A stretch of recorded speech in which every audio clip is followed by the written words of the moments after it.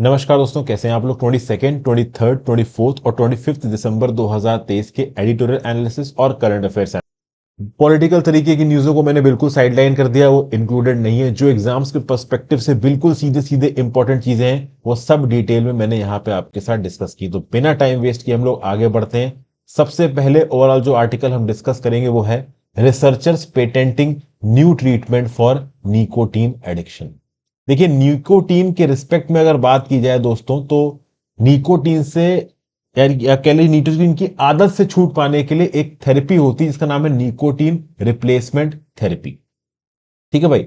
तो basically nicotine की dependence को कम करने के लिए जो निकोटीन रिप्लेसमेंट थेरेपी है, इसमें होता क्या है कि आपको निकोटीन के पैचेस और लॉजेंसेस दी जाते हैं। देखिए, अगर आपको सिगरेट पीने की, सिगार पीने की आदत पड़ी है, वो आदत आसानी से जाती नहीं है। चेन स्मोकर अगर आप हो गए हो या फिर रेगुलर आपको सिगरेट पीने की आदत है, तो सिगरेट आप आसानी से छोड़ नहीं पाओगे, क्योंकि आपको निकोटीन का नशा हो चुका होता है। आपकी बॉडी निकोटीन को कस्टम हो गई होती है, और ये जो निकोटीन नाम का केमिकल है, ये सिगरेट की स्मोकिंग के थ्रू आपकी बॉडी के अंदर आता है।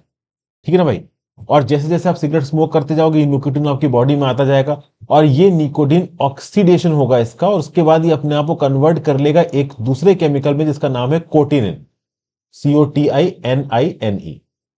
और कोटिनिन के फॉर्म में आपकी बॉडी में स्टोर हो जाएगा। आपको पता होना चाहिए कि निकोटिन जितना आप कंज्यूम करते हो, 20% यूरिन के थ्रू आपकी बॉडी से बाहर निकल जाता है, और बाकी बचा हुआ कह सकते हो कि आपका कोटिनिन में कन्वर्ट होकर आपकी बॉडी के अंदर स्टोर हो जाता है।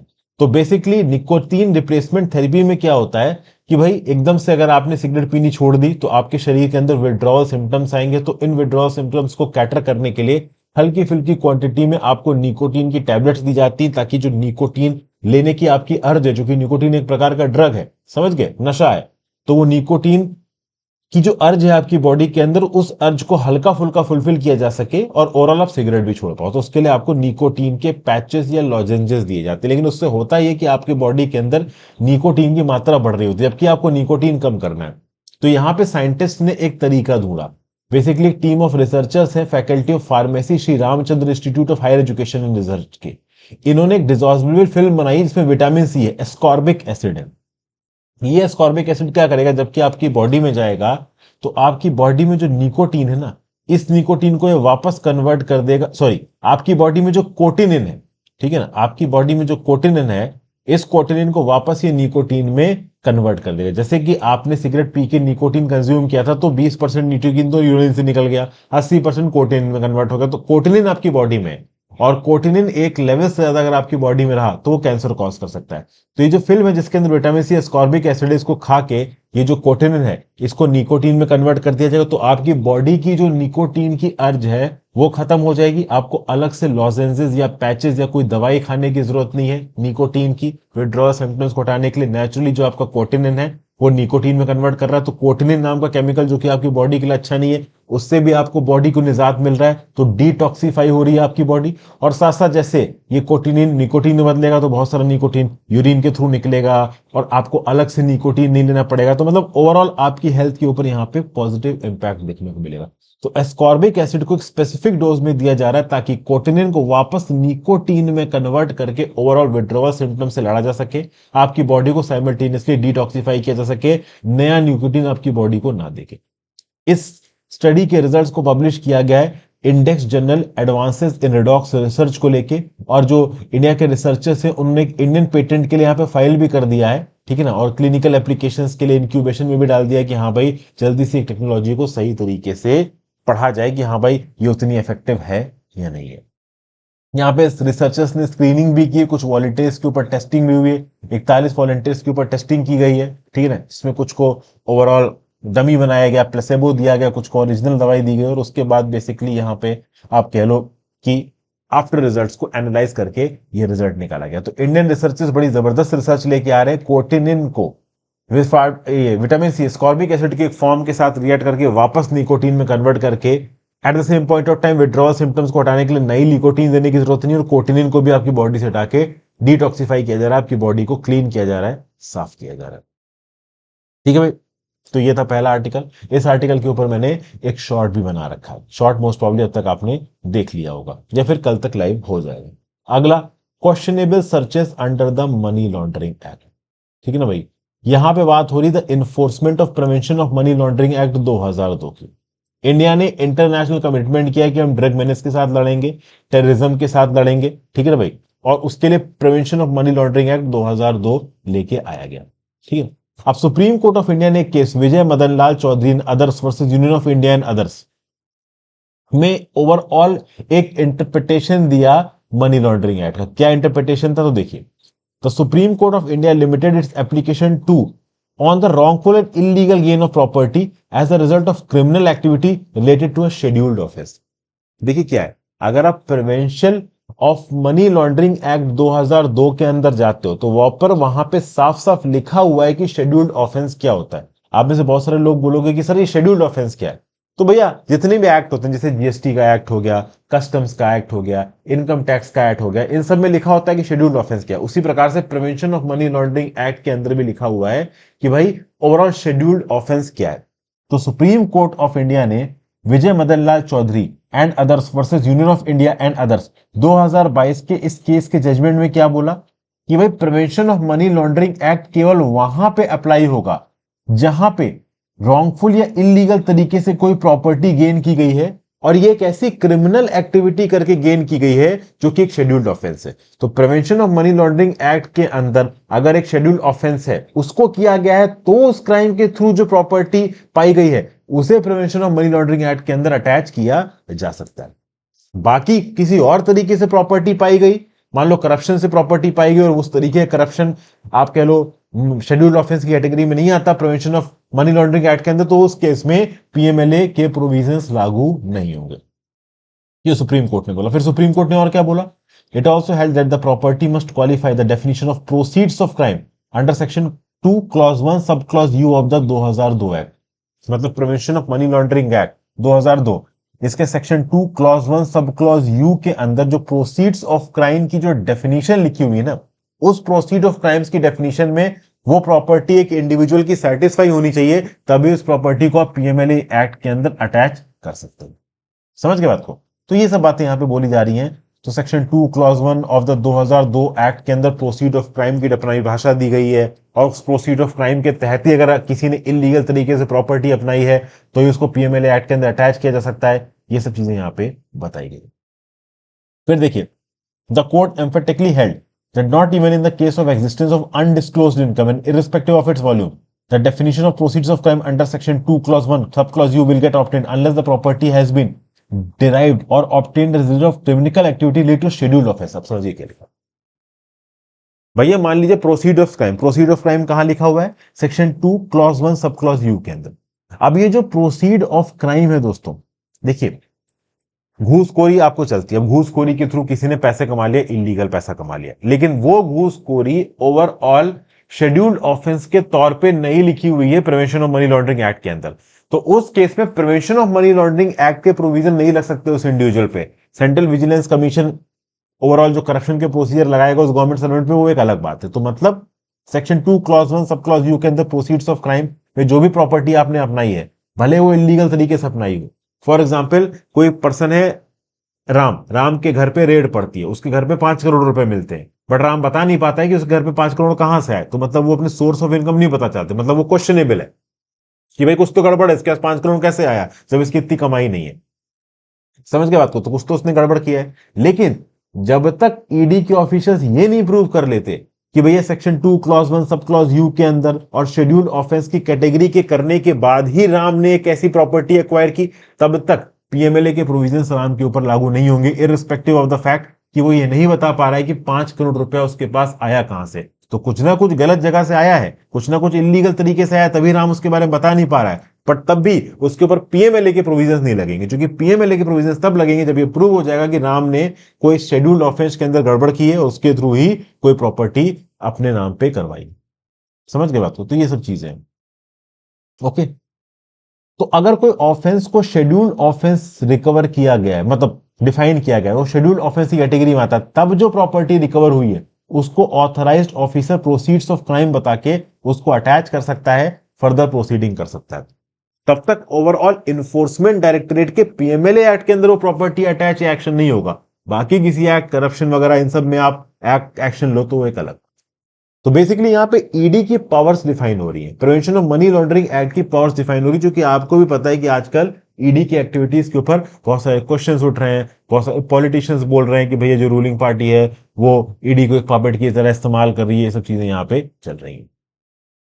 तो देखिए क्या लिखा है, in clarity the court declared absentee existence of proceeds of crime as a force the authorities under 2002 act can not step in और इनिशिएट एनी प्रोसिक्यूशन। मतलब जब तक प्रोसीड ऑफ क्राइम क्लियर नहीं है कि वो शेड्यूल ऑफेंस के respect से आ रहा है, तब तक ED officials prevention of money laundering act 2002 के अंदर एक्ट नहीं कर सकते। समझ गए? तो ये चीज सुप्रीम कोर्ट ने 2022 में बोल दी। कौन से जजमेंट के थ्रू बोल दी, ये भी मैं शुरू आपको बता चुका हूं।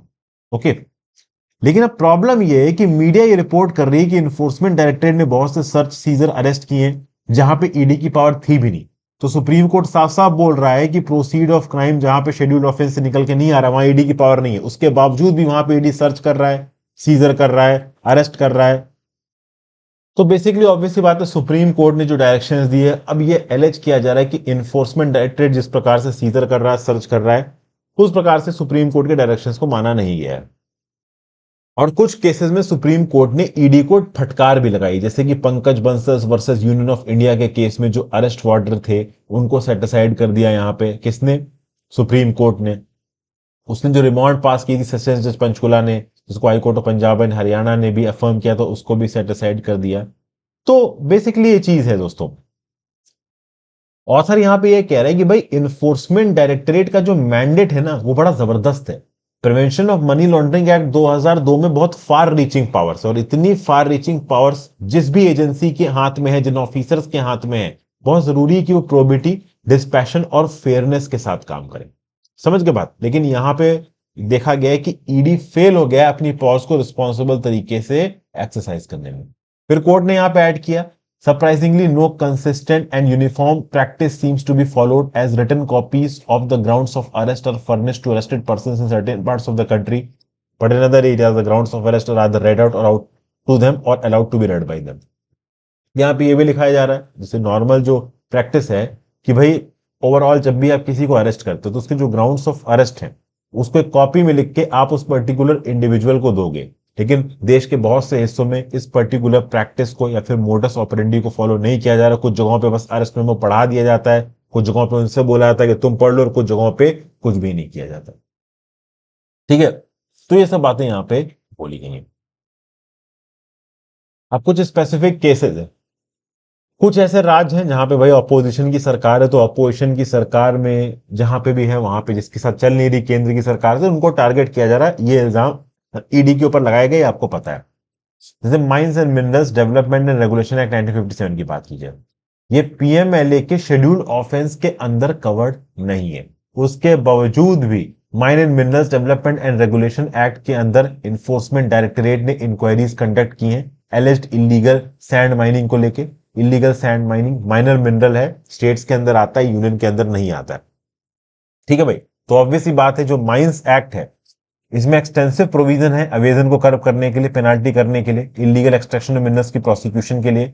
लेकिन ये पावर राज्य की सरकार के पास है, माइनर मिनरल्स में खासकर इन्फोर्समेंट डायरेक्टरेट के पास नहीं है। उसके बावजूद भी इन्फोर्समेंट डायरेक्टरेट यहां पे इंक्वायरी कर रहा है, और इस इंक्वायरी के आधार पर अपोजिशन की सरकार वाले जो स्टेट्स है वहां पे पॉलिटिशियंस को टारगेट करने की कोशिश की जा रही है। जैसे झारखंड में बोला गया कि इन्फोर्समेंट डायरेक्टरेट ने रजिस्टर किया एक इन्फोर्समेंट केस इन्वेस्टिगेशन रिपोर्ट 30 जनवरी 2023 को एमएलए और रूलिंग पार्टी के अगेंस्ट और उनके एसोसिएट्स के अगेंस्ट, जहां पे एफआईआर कुछ पर्संस द्वारा लॉन्च की गई थी। जब ये कंप्लेंट्स अंडर इन्वेस्टिगेशन थी, तब ओवरऑल हाईकोर्ट में ग्रेड पिटीशन जाती है विजय हांसडा की तरफ से, जो कि बाद में कहता है कि वो जेल में था और उसने किसी को भी ऑथराइज नहीं किया इन रिट पिटीशंस को फाइल करने में। समझ गए? और इन रिट पिटीशंस में ये बोला गया कि इन केसेस को आप सीबीआई को रेफर कर दो, और ये भी बोला गया कि इस रिट पिटीशन में ईडी को भी एक पार्टी, मतलब जो रिट पिटीशन फाइल की वो किसी हांसडा ने फाइल की, बाद में उसने बोला कि उसने फाइल नहीं की और किसी को ऑथराइज भी नहीं किया, बट उस रिट पिटीशन में लिखा था कि केस सीबीआई को हैंडओवर किया जाए, और उस रिट पिटीशन में ईडी को भी यहां पे एक अथॉरिटी बना दिया गया। बाद में ईडी ने उस पर्टिकुलर केस में इंक्वायरी दी, सस्पेक्ट्स वगैरह की लिस्ट बनाई गई, और बाद में ईडी ने बोला कि ये सब हैबिचुअल ऑफेंडर्स हैं। ठीक है ना? ईडी ने बोला कि इलीगल माइनिंग रैंपेंट तरीके से हो रही है, उसके प्रोसीड्स को कैश में डील किया जा रहा है। अब सबसे खास बात दोस्तों यहां पे ये थी कि जिस प्रकार से ईडी इस पर्टिकुलर प्ले में आया, क्वेश्चन ये उठता है कि जब ओवरऑल पूरा का पूरा मुद्दा राज्य की सरकार के एम्बिट के अंदर आता था, सारी ताकत राज्य की सरकार के हाथ में थी, तब ईडी कैसे इन्वेस्टिगेशन कर रहा था? तो ईडी जब इस पर्टिकुलर केस की इन्वेस्टिगेशन कर रहा था, जिस केस की इन्वेस्टिगेशन वो कर रहा था, वो अपने आप में एक शेड्यूल्ड ऑफेंस था भी नहीं, और वहां पे जो प्रोसीड्स ऑफ क्राइम है वो भी section 2 clause 1 sub clause you भी निकल के नहीं आ रहा था पीएमएलए एक्ट 2002 का। तो इन सब के बावजूद यहां पे ईडी इन्वेस्टिगेशन कर रहा है, मतलब ईडी के जो एक्शंस हैं वो क्वेश्चनेबल है। मतलब सुप्रीम कोर्ट ने ईडी के ऊपर जो लगाम लगाई थी वो यहां पे ईडी ने मानी नहीं। समझ गया? तो ये सब बातें यहां पे बोली जा रही हैं। ओके, तो ये सब चीजें हैं। बेसिकली ईडी की स्टाइल ऑफ फंक्शनिंग को क्वेश्चन किया जा रहा है। ऐसा बोला जा रहा है कि सुप्रीम कोर्ट ने ईडी पे जहां पे लगाम लगाई वहां पे ईडी ने ओवरऑल बात को सुना नहीं। तो ये सब चीजें कहा बोला जा रहा है कि भैया प्रोसीजर के हिसाब से यहाँ पे ईडी काम नहीं कर रहा है, अपने हिसाब से वो लॉ को मोड़ करके किसी भी केस में अपने आप को इन्वॉल्व कर ले रहे हैं, गलत तरीके से अपोजिशन के पॉलिटिशियंस को टारगेट कर रहे हैं, सुप्रीम कोर्ट की जो भी रूलिंग्स है उसको प्रॉपर तरीके से यहाँ पे फॉलो नहीं किया जा रहा है। तो ये सब है। एंड में बोला जा रहा है कि भाई ईडी और सीबीआई ऐसी दो अथॉरिटीज हैं, ठीक है ना, कि भाई सुप्रीम कोर्ट के जजमेंट्स को भी फॉलो नहीं करती, अपने मन के हिसाब से ये लोग केसेस अपने हाथ में ले लेते हैं। ओके, अब क्या है कि झारखंड के चीफ मिनिस्टर जो थे उनके एमएलए जो थे भाई एक्यूज्ड पंकज मिश्रा को ओवरऑल इस पर्टिकुलर केस में फंसाया गया था। तो कुल मिला के एक इनोवेटिव और लीथल मैनर में ओवरऑल रूलिंग पार्टी के द्वारा ईडी की पावर्स को इस्तेमाल किया जा रहा है अपोजिशन रूल्ड स्टेट्स में अपोजिशन के पॉलिटिशियंस को हर्ट करने के लिए। ये सब बातें ओवरऑल यहां पे बोली जा रही। सबसे खास बात यह दोस्तों कि इलीगल माइनिंग की चीजों को झारखंड में टारगेट किया गया, जबकि इलीगल माइनिंग महाराष्ट्र, हरियाणा, उत्तर प्रदेश, गुजरात, मध्य प्रदेश में भी हो रही है, लेकिन वहां पे इलीगल माइनिंग के केसेस हजारों में है, बट वहां पे किसी को टारगेट नहीं किया गया। उसका क्या वजह है? वो वजह आप यहाँ पे जानते हो। तो कॉन्स्टिट्यूशनल इंस्टीट्यूशंस को प्रॉपर तरीके से चलना चाहिए। मनी लॉन्ड्रिंग एक्ट और पीएमएलए के रिस्पेक्ट में सुप्रीम कोर्ट ने जो भी यहाँ पे डायरेक्शंस दिए हैं वो यहाँ पे मानने चाहिए। किसको? आपका इन्फोर्समेंट डायरेक्टरेट को, बट वो मान नहीं रहे हैं। ये सब बातें यहाँ पे बोली जा रही है। अगला आर्टिकल काफी इंटरेस्टिंग। वैसे तो इस टॉपिक के बारे में अक्सर अगर बात हुई है, should an all India judicial service be created. Recently president Droupadi Murmu ji ने सजेस्ट किया कि एक ऑल इंडिया जुडिशियल सर्विस बना देनी चाहिए। ये जुडिशरी को डाइवर्सिफाई करेगी। जिस प्रकार से union public service commission Indian administrative services के लिए, इंडियन पुलिस सर्विसेज के लिए, इंडियन रेवेन्यू सर्विसेज के लिए, इंडियन फॉरेन सर्विसेज के लिए एग्जाम कंडक्ट करता है, वैसे एग्जाम इंडियन जुडिशियल सर्विसेज के लिए कंडक्ट होगा, जहां पे ओवरऑल जो जजेस का रिक्रूटमेंट होगा, वहां पे जो जजेस चुन के आएंगे वो सीधे कहां पे जाएंगे? डिस्ट्रिक्ट जुडिशरी में जाके काम करेंगे। और वैसे यूनियन गवर्नमेंट में बहुत लंबे समय से एक इस प्रकार की जुडिशियल सर्विस बनाने की बात चल रही है, लेकिन इसमें एक्चुअली में बहुत सी प्रैक्टिकल प्रॉब्लम्स है। इन प्रैक्टिकल प्रॉब्लम्स को आलोक प्रसन्न कुमार साहब, जो कि विधि कर्नाटका के को फाउंडर और लीड है, और भारत चुग साहब, जो कि लॉयर है, दिल्ली में बेस्ड है, फॉर्मर सिविल जज भी रह चुके हैं, ये यहाँ पे डिस्कस कर रहे हैं। इन्होंने ओवरऑल कुछ प्रो पॉइंट्स भी बोले हैं कि हाँ भाई इस प्रकार की ऑल इंडिया जुडिशियल सर्विस बन जाती तो क्या फायदे हैं और इसके क्या नुकसान है। दोनों ही चीजों के बारे में यहाँ पे बातचीत की गई है। अब पहला क्वेश्चन क्या पूछा गया इनसे कि भाई इंडिया जस्टिस जो रिपोर्ट आई थी 2022 की, उसने ये दिखाया कि केवल 35% सबऑर्डिनेट कोर्ट के जजेस वुमेन है। ठीक है ना भाई? और ओवरऑल ज्यादातर एससी, एसटी और अदर बैकवर्ड क्लासेस के लिए जितना जुडिशियल सर्विसेज में रिप्रेजेंटेशन होना चाहिए उतना रिप्रेजेंटेशन है नहीं। तो क्या अगर ऑल इंडिया जुडिशियल सर्विसेज के थ्रू रिक्रूटमेंट होता है तो ये प्रॉब्लम सॉल्व हो जाएगी? अब देखिए बात क्या है कि वुमेन की, एससी, एसटी और ओबीसी की रिप्रेजेंटेशन की बात आए तो पॉपुलेशन के प्रोपोर्शन में नो डाउट जुडिशियल सर्विसेज में ये उस लेवल पे है नहीं। अगर एंट्रेंस एग्जाम के थ्रू इनकी एंट्री हो और मिनिमम एक परसेंटेज रिजर्वेशन इनके लिए कर दिया जाए कि हाँ भाई वुमेन के लिए इतनी परसेंट सीटें रिजर्व है, हालांकि अभी तक यूपीएससी में भी ये हुआ नहीं है, बाकी एग्जामों में स्टेट लेवल पे कुछ जगहों पे हुआ है बट यूपीएससी में नहीं हुआ है। एससी, एसटी, ओबीसी के लिए एक प्रॉपर आपके लिए रिजर्वेशन क्राइटेरिया है, अगर वो इस प्रकार का जुडिशियल सर्विसेज में आ गया तो कुछ हद तक डेफिनेटली ओवरऑल यहाँ पे एससी, एसटी, ओबीसी का रिजर्वेशन बढ़ जाएगा। क्योंकि अभी के लिए अगर आप ओवरऑल किसी को जज बनना है तो भैया 7 साल की एज ए प्रैक्टिस एडवोकेट चाहिए, तब जाके आप डिस्ट्रिक्ट जज बनने के लिए एलिजिबल होंगे। समझ गए? और डिस्ट्रिक्ट जज बनने के लिए आप सिर्फ काबिलियत के बेसिस पे नहीं बन सकते, आपको कनेक्शंस चाहिए। अगर आप अंडर प्रिविलेज कम्युनिटी को बिलोंग करते हो और आपके पास कनेक्शन नहीं है तो भाई ओवरऑल आप कितने भी अच्छे एडवोकेट हो, आपका जज बनना बहुत ज्यादा मुश्किल हो जाएगा। ठीक है ना? फिर अगर आप देखो तो अलग अलग हाई कोर्ट्स ने बहुत सारी अलग अलग रिक्वायरमेंट्स रख रखी हैं। ठीक है ना, कि भाई अगर आपको जज बनना है तो एक्स नंबर ऑफ केसेस में आपने एक्टिवली रिप्रेजेंट किया हो किसी क्लाइंट को, वाई नंबर ऑफ ईयर्स तक आपने ओवरऑल लीगल प्रैक्टिस की हो, तो अलग अलग हाई कोर्ट्स की अपनी रिक्वायरमेंट है। तो इन रिक्वायरमेंट में अक्सर अगर एससी एसटी और ओबीसी के कैंडिडेट सेट नहीं बैठ पाते, इसलिए अगर एससी एसटी ओबीसी का रिप्रेजेंटेशन जुडिशरी में बढ़ाना है तो डेफिनेटली एग्जाम एक बेटर चॉइस है। अगर आप ऑल इंडिया जुडिशियल सर्विसेज में एक प्रॉपर रिप्रेजेंटेशन के साथ चुनेंगे तो ऑब्वियसली बात है ज्यादा लोग पहुंच पाएंगे बैकवर्ड क्लासेस से ओवरऑल जुडिशियल सर्विसेज में। अभी के क्राइटेरिया के हिसाब से उनके लिए पहुंच पाना काफी मुश्किल हो रहा है। ठीक है ना भाई। फिर भाई अगर ओवरऑल देखा जाए तो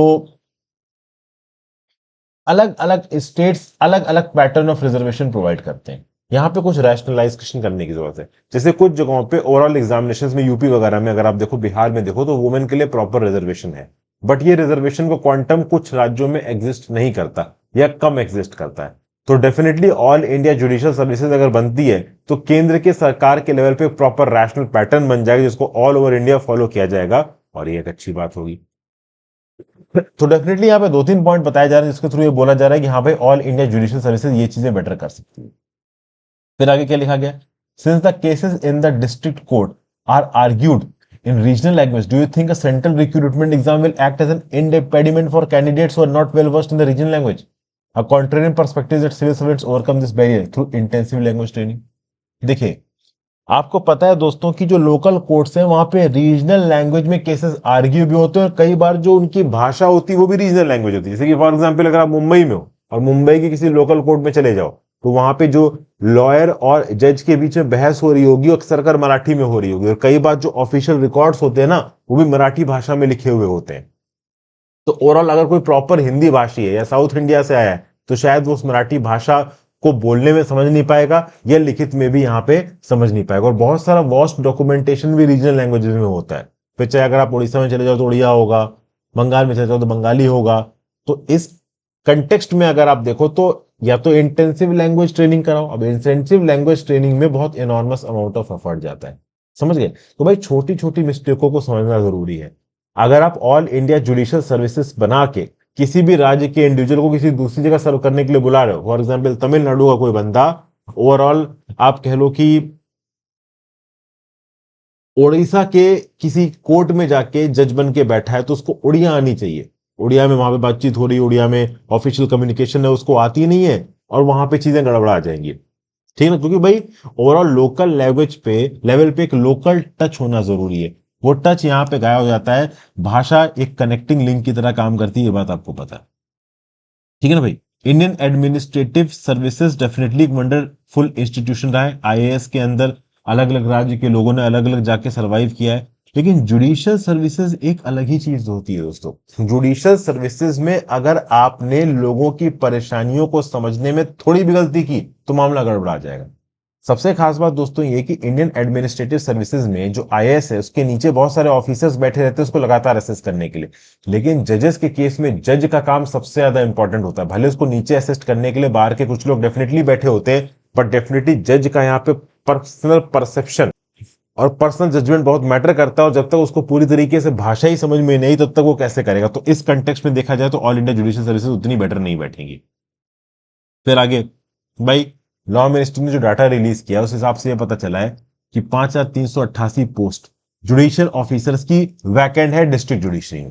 ठीक है ना, तो अगर एक सेंट्रलाइज सर्विसेज होगी तो आराम से जुडिशियल वैकेंसीज को आप भर सकते हो। तो डेफिनेटली दोस्तों जुडिशियल वैकेंसी इस समय पे 20 से 25% पे, उस हिसाब से देखा जाए तो all India services IAS IPS Indian foreign services में भी फॉरेस्ट सर्विसेज में भी 20 से 22% की वैकेंसी चल रही है।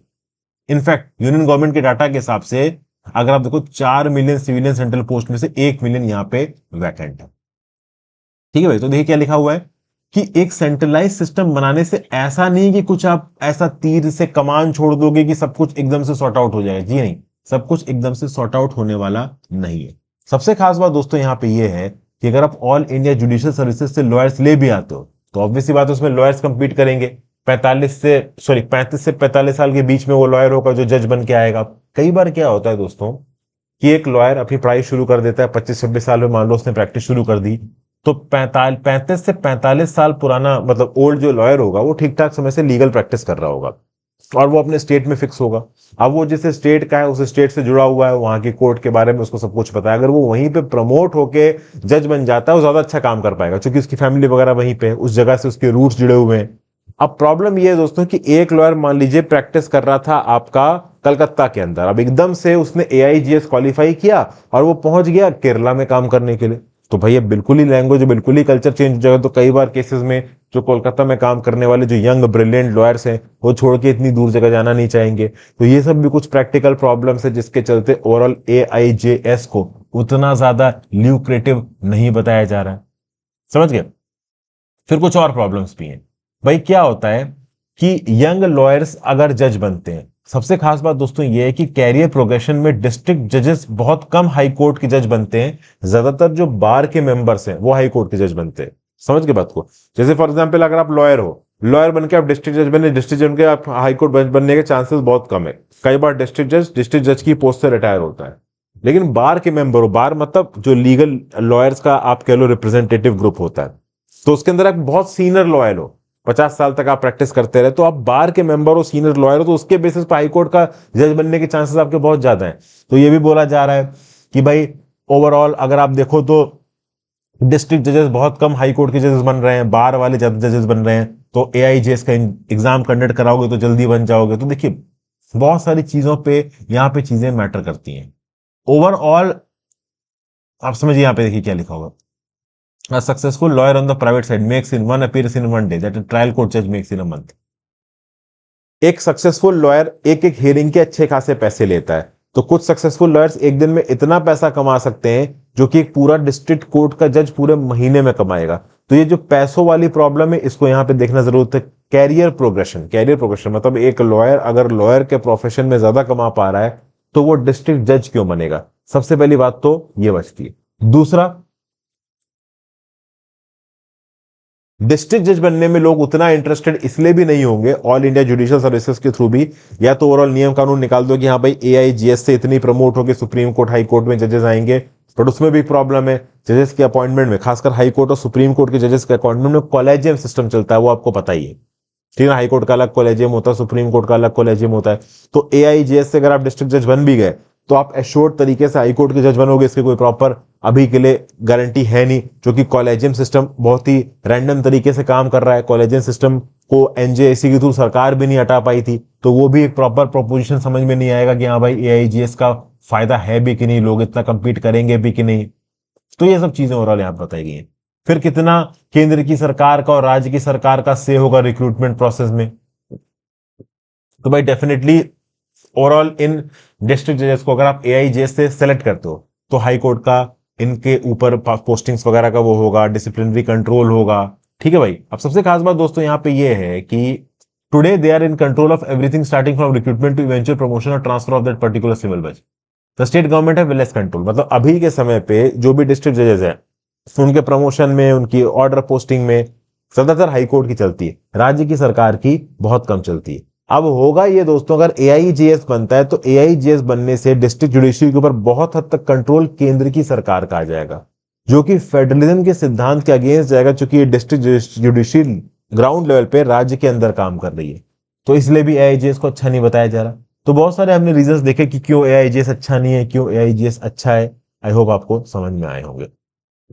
आगे आ जाते हैं भैया, पोस्ट ऑफिस बिल 2023 को यहां पे एनालाइज किया। पोस्ट ऑफिस बिल को सही तरीके से समझने की कोशिश करते हैं। 18 दिसंबर को पार्लियामेंट ने पोस्ट ऑफिस बिल 2023 मतलब पास किया, जो कि रिप्लेस करेगा इंडियन पोस्ट ऑफिस एक्ट 1898 को, जो कि कॉलोनियल एरा का लॉ है। गवर्नमेंट के हिसाब से ये लेजिस्लेशन एक अटेम्प्ट है जिससे इफेक्टिव फंक्शनिंग मेंटेन की जा सके पोस्टल डिपार्टमेंट की। पोस्टल डिपार्टमेंट मैसेंजर सर्विसेज की तरह और बैंकिंग फैसिलिटीज की प्रोवाइडर की तरह प्रॉपर तरीके से काम कर सके, पोस्टल डिपार्टमेंट की एफिशिएंसी को बढ़ाया जाए, इसलिए पोस्ट ऑफिस बिल 2023 लाया गया। अब क्या करता है ये पोस्ट ऑफिस बिल, इसके की फीचर्स क्या है समझने की कोशिश करते हैं। यहां पे दोस्तों में थोड़ा रोकना, आपको अपने मेंटरशिप कोर्स के बारे में बताना चाहूंगा। मेंटरशिप कोर्स में थाउजेंड्स की तादाद में वीडियो ऑलरेडी अपलोड हो चुकी हैं। कॉस्ट इस समय पे कम ही चल रहे हैं, आप मेंटरशिप कोर्स को सब्सक्राइब कर सकते हो दोस्तों। ओवरऑल मेंटरशिप कोर्स में आ सकते हैं, आप वीडियोस देख सकते हैं, ओवरऑल फोल्डर वाइज यहाँ पे कंटेंट को सेग्रीगेट कर सकते हैं। मेंस के लिए ऑलरेडी बहुत सारा कंटेंट अपलोड कर चुका है, आंसर राइटिंग के लिए भी कंटेंट अपलोड होगा और प्रीलिम्स के लिए भी कंटेंट धीरे धीरे करके अपलोड हो रहा है। टेस्ट सीरीज यहाँ पे ऑलरेडी लाइव है, तो आप डेफिनेटली आके इस मेंटरशिप कोर्स को ट्राई कर सकते हैं। काफी मेहनत से मेंटरशिप कोर्स आपके लिए बनाया गया है और खास बात यह है कि दोस्तों ये सस्ता भी बहुत है, तो बहुत ज्यादा सस्ता है वैल्यू एडिशन के हिसाब से। ये मेंटरशिप कोर्स डेफिनेटली आने वाले एग्जाम्स में आपकी काफी हद तक मदद करेगा। तो do subscribe to the mentorship course, definitely it will be helpful to you. आ जाते हैं भाई पोस्ट ऑफिस बिल 2023। ये अलाउ करता है interception of articles transmitted by post on grounds of security of the state, friendly relation with foreign states, public order, emergency, public safety और contravention of provisions of the bill और any loss. तो इन सब आधारों पर किसी post के द्वारा ट्रांसफर किए गए आर्टिकल को, चिट्ठी को, सामान को खोल के भी देखा जा सकता है। तो जो ऑफिसर इंचार्ज होगा जिसको यूनियन गवर्नमेंट ने ऑथराइज किया है, उसके पास ताकत होगी कि वो इंटरसेप्ट कर सकता है, ओपन कर सकता है, डिटेन कर सकता है किसी पोस्टल आर्टिकल को कुछ ग्राउंड्स पे। वो ग्राउंड्स क्या है वो मैंने ऊपर आपको बताया कौन कौन सा, security of the state, friend relationship with foreign states, public order, emergency, public safety और contravention of the provisions of the bill. कौन सा बिल? Post office bill. ठीक है भाई, फिर आगे क्या लिखा हुआ है? Such an item can also be disposed of by the government in a manner it deems appropriate. ठीक है, तो भैया ओवरऑल अगर मान लो शक के आधार पर किसी आर्टिकल को खोला, उसके अंदर कुछ गड़बड़ मिल गया, तो उसका डिस्पोजल वगैरह भी कैसे करना है ये सरकार के हाथ में होगा। तो यूनियन गवर्नमेंट ने नोटिफिकेशन के थ्रू एम्पावर करने की ताकत रखता है किसी भी ऑफिसर को पोस्ट ऑफिस के, कि वो एक पोस्टल जो आर्टिकल है जिसमें सस्पेक्टेड है कि भाई कोई प्रोहिबिटेड आइटम हो सकता है और उसमें प्रोहिबिटेड आइटम मिल गया है, तो उसको कस्टम अथॉरिटी को या किसी और स्पेसिफिक अथॉरिटी को ट्रांसफर किया जा सकता है, डीआरआई को दिया जा सकता है, इनकम टैक्स को दिया जा सकता है। वो डिपेंड करता है कि क्या आर्टिकल यहाँ पे मिला है। फिर जो बिल है ये एग्जाम करता है पोस्ट ऑफिस को from any liability with respect to its service. समझ गए बात? तो overall it specifically stipulates that no officer shall incur any liability unless the officer is acted fraudulent। जब तक एक ऑफिसर फ्रॉडलेंट तरीके से काम कर रहा है, विलफुल लॉस या डिले किया है, मिस डिक्लेयर की है उसने सर्विस की, ऐसे केसेस में ही ऑफिसर के ऊपर एक्शन लिया जा सकता है। नहीं तो ओवरऑल ऑफिसर के ऊपर किसी भी प्रकार की रिस्पॉन्सिबिलिटी नहीं होगी किसी पर्टिकुलर सामान वगैरह को लेके, चिट्ठी वगैरह को लेके। कोई भी ऑफेंसेस और पेनल्टीज को इस बिल के अंदर स्पेसिफाई नहीं किया गया है। एक है amounts not paid by user will be recoverable as arrears of land revenue. तो भैया जो भी यूजर है ओवरऑल यहाँ पे इन सर्विसेज का, अगर वो ओवरऑल इन सर्विसेज के पैसे नहीं देता तो उससे वो पैसे यहाँ पे वसूले जा सकते हैं। ओके, 1898 के एक्ट में जैसे बहुत सारे ऑफेंसेस के बारे में बात की गई थी, जैसे theft, miss appropriation, destruction of postal items, इसके लिए 7 साल तक की जेल की सजा थी। इन सब को जन विश्वास अमेंडमेंट ऑफ प्रोविजन एक्ट 2023 के थ्रू यहाँ पे हटा दिया गया है। तो ओवरऑल जो थेफ्ट के लिए, मिस अप्रोप्रिएशन के लिए, डिस्ट्रक्शन ऑफ पोस्टल आर्टिकल्स के लिए जो पहले ओवरऑल इम्प्रिजनमेंट था 7 साल वगैरह का, ये सब अभी के लिए यहाँ पे हटा दिया गया। ओके, तो ये सब बातें यहाँ पे बोली गई हैं। अब ओवरऑल इसको लेके पॉलिटिक्स भी हो रही है, जैसे कि for example Indian National Congress ने बोला है कि ये particular bill fundamental right to privacy को वायलेट करता है। राइट टू प्राइवेसी तो एक फंडामेंटल राइट है भाई, माना कि सिक्योरिटी इंपॉर्टेंट है, लेकिन सिक्योरिटी के नाम पे आप लोगों की पर्सनल स्पेस में कैसे घुस सकते हो। फिर यहाँ पे एनएसओ वाला जो पेगासस स्पाईवेयर वाला इशू है उसको उठा के भी यहाँ पे काफी सारा बवाल होने लगा है। ठीक है ना, कि अपोजिशन लीडर्स को, जर्नलिस्ट को, US based take guide Apple ने भी इन्फॉर्म किया कि डिजिटल डिवाइसेस को स्टेट स्पॉन्सर्ड एक्टर टारगेट कर रहे हैं। तो बहुत सारी अपोजिशन पॉलिटिकल पार्टीज जो भी इस पर्टिकुलर पोस्ट ऑफिस बिल में लिखा हुआ है इसको अपोज कर रही है, फिर चाहे वो डीएमके पॉलिटिकल पार्टी हो, चाहे फिर वो इंडियन नेशनल कांग्रेस हो, वगैरह वगैरह। तृणमूल कांग्रेस भी ओवरऑल इस पर्टिकुलर बिल को क्रिटिसाइज कर रहा है। कांग्रेस एमपी शशि थरूर भी इस पर्टिकुलर बिल को क्रिटिसाइज कर रहे हैं, जिससे कि शशि थरूर साहब ने एक बहुत अच्छी बात यहाँ पे बोली है कि ग्रीवेंस रिड्रेसल मैकेनिज्म नहीं है यहाँ पे सिटीजन्स के पास, कि भाई पोस्ट ऑफिस के ऑफिसर्स के ऊपर से आपने लायबिलिटी तो हटा ली, लेकिन अगर ओवरऑल सच में पोस्ट ऑफिस का ऑफिसर कुछ गड़बड़ करता है तो ठीक है उसके खिलाफ एक्शन लिया जा सकता है। बट मान लो उसका डिपार्टमेंट उसके खिलाफ एक्शन नहीं लेता है तो उसको छोड़ देता है, तो उस केस में जो इंडिविजुअल अफेक्टेड है, जिसका सामान यहां गलत तरीके से गड़बड़ा है, तो उसके पास ग्रीवेंस रिडर्सल मैकेनिज्म क्या है, इसके बारे में चीजों को यहाँ पे क्लियर नहीं किया गया। तो इन सब चीजों को लेके यहाँ पे पॉइंट्स उठाए गए। अपोजिशन बोल रहा है कि भाई बड़े सारे यहाँ पे पॉइंट्स हैं, अनब्राइडल्ड पावर्स दी जा रही है यहाँ पे अथॉरिटीज को, इंटरसेप्शन का प्रॉपर प्रोसीजर नहीं बताया गया कि किस प्रोसीजर के थ्रू किसी आर्टिकल को रोक के आप ओवरऑल चेक कर सकते हो। बस ये बोल दिया गया है कि हाँ भाई फॉरेन स्टेट के साथ रिश्ते, पब्लिक ऑर्डर, सोवेरेनिटी के आधार पर किसी भी डब्बे को खोल सकते हैं, लेकिन ये आधार आ गए हैं, ये कौन टेस्टिफाई करेगा, इसका प्रोसीजर यहाँ पे नहीं बताया गया।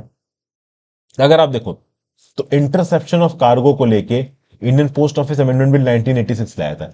इसने केंद्र की सरकार को और राज्य की सरकार को बोला था कि भाई ये ऑथराइज्ड ऑफिसर डेजिग्नेट कर सकते हैं इंटरसेप्ट करने के लिए, डिटेन करने के लिए किसी पोस्टल आर्टिकल को, किस ग्राउंड पे, पब्लिक सेफ्टी और tranquillity, sovereignty and integrity of India, security of the state, friendly relation with foreign states, public order के आधार पर, या फिर for preventing assignment to commission of an offence और on the occurrence of any public emergency. तो इन आधारों पर 1986 में भी एक अमेंडमेंट लाके बोलने की कोशिश की गई थी कि हाँ भाई पोस्ट ऑफिस के आर्टिकल्स को खोला जा सकता है, लेकिन उस समय पे प्रेसिडेंट थे ज्ञानी जैल सिंह साहब। तो लोकसभा राज्यसभा से बिल पास हो गया, वो ज्ञानी जैल सिंह साहब के पास पहुंचा। ज्ञानी जैल सिंह साहब ने ना उस बिल को अप्रूवल दिया, ना उस बिल को आप कह लो रिटर्न किया पार्लियामेंट के रिकंसिडरेशन के लिए। जुलाई 1987 में वो प्रेसिडेंट रहे नहीं और बाद की सरकार ने उस बिल को विड्रॉ कर लिया। तो एक जो कोशिश की गई थी कि हाँ भाई इंटरसेप्शन की ताकत दी जाए पोस्ट ऑफिस के अथॉरिटीज को 1986 में, वो कोशिश भी यहाँ पे नाकाम हो जाती है। लेकिन फाइनली जो पोस्ट ऑफिस बिल आया है 2023 का, इसमें डेफिनेटली पोस्ट ऑफिस के ऑफिसर्स को, ऑथराइज्ड ऑफिसर को ताकत दे दी गई है कि वो इंटरसेप्ट कर सकता है किसी पर्टिकुलर सामान को, कार्गो को। फिर अगर आप देखो रेलिवेंट सुप्रीम कोर्ट रूलिंग्स क्या क्या है, तो people union for civil liberties versus union of India 1996, इसमें constitutionality of section 5 clause 2 of the telegraph act को चैलेंज किया गया, जहां पे टेलीफोनिक इंटरसेप्शन की बात की गई। तो सुप्रीम कोर्ट ने एक्नॉलेज किया कि अगर आप किसी का टेलीफोन टैप करते हो तो फंडामेंटल राइट टू प्राइवेसी को वायलेट कर रहे हो, आर्बिट्ररी तरीके से स्टेट की सर्वेलेंस पावर का आप इस्तेमाल कर रहे हो। तो इस पर्टिकुलर कोर्ट के जजमेंट को कोट करके यहां पे आप ये बोल सकते हो कि डेफिनेटली जिस प्रकार से ओवरऑल इस बिल के अंदर पोस्ट ऑफिस के आर्टिकल को इंटरसेप्ट करने की ताकत सरकार को दी गई है, ये भी definitely fundamental right to privacy को वायलेट कर रहा है। फिर यहां पे 2017 का landmark justice K S Puttaswamy versus union of India judgment भी जरूरी है, जहां पे सुप्रीम कोर्ट ने यूनानिमसली बोला था कि right to privacy fundamental right है। और यहां पे जब तक आप किसी के राइट टू प्राइवेसी को वायलेट नहीं करोगे, तब तक आपने कुछ फैक्टर्स को नहीं देख लिया है। एक फैक्टर है लीगैलिटी, मतलब किसी स्टैट्यूट प्रॉपर किसी नियम कानून के द्वारा स्टेप लिया जा रहा है।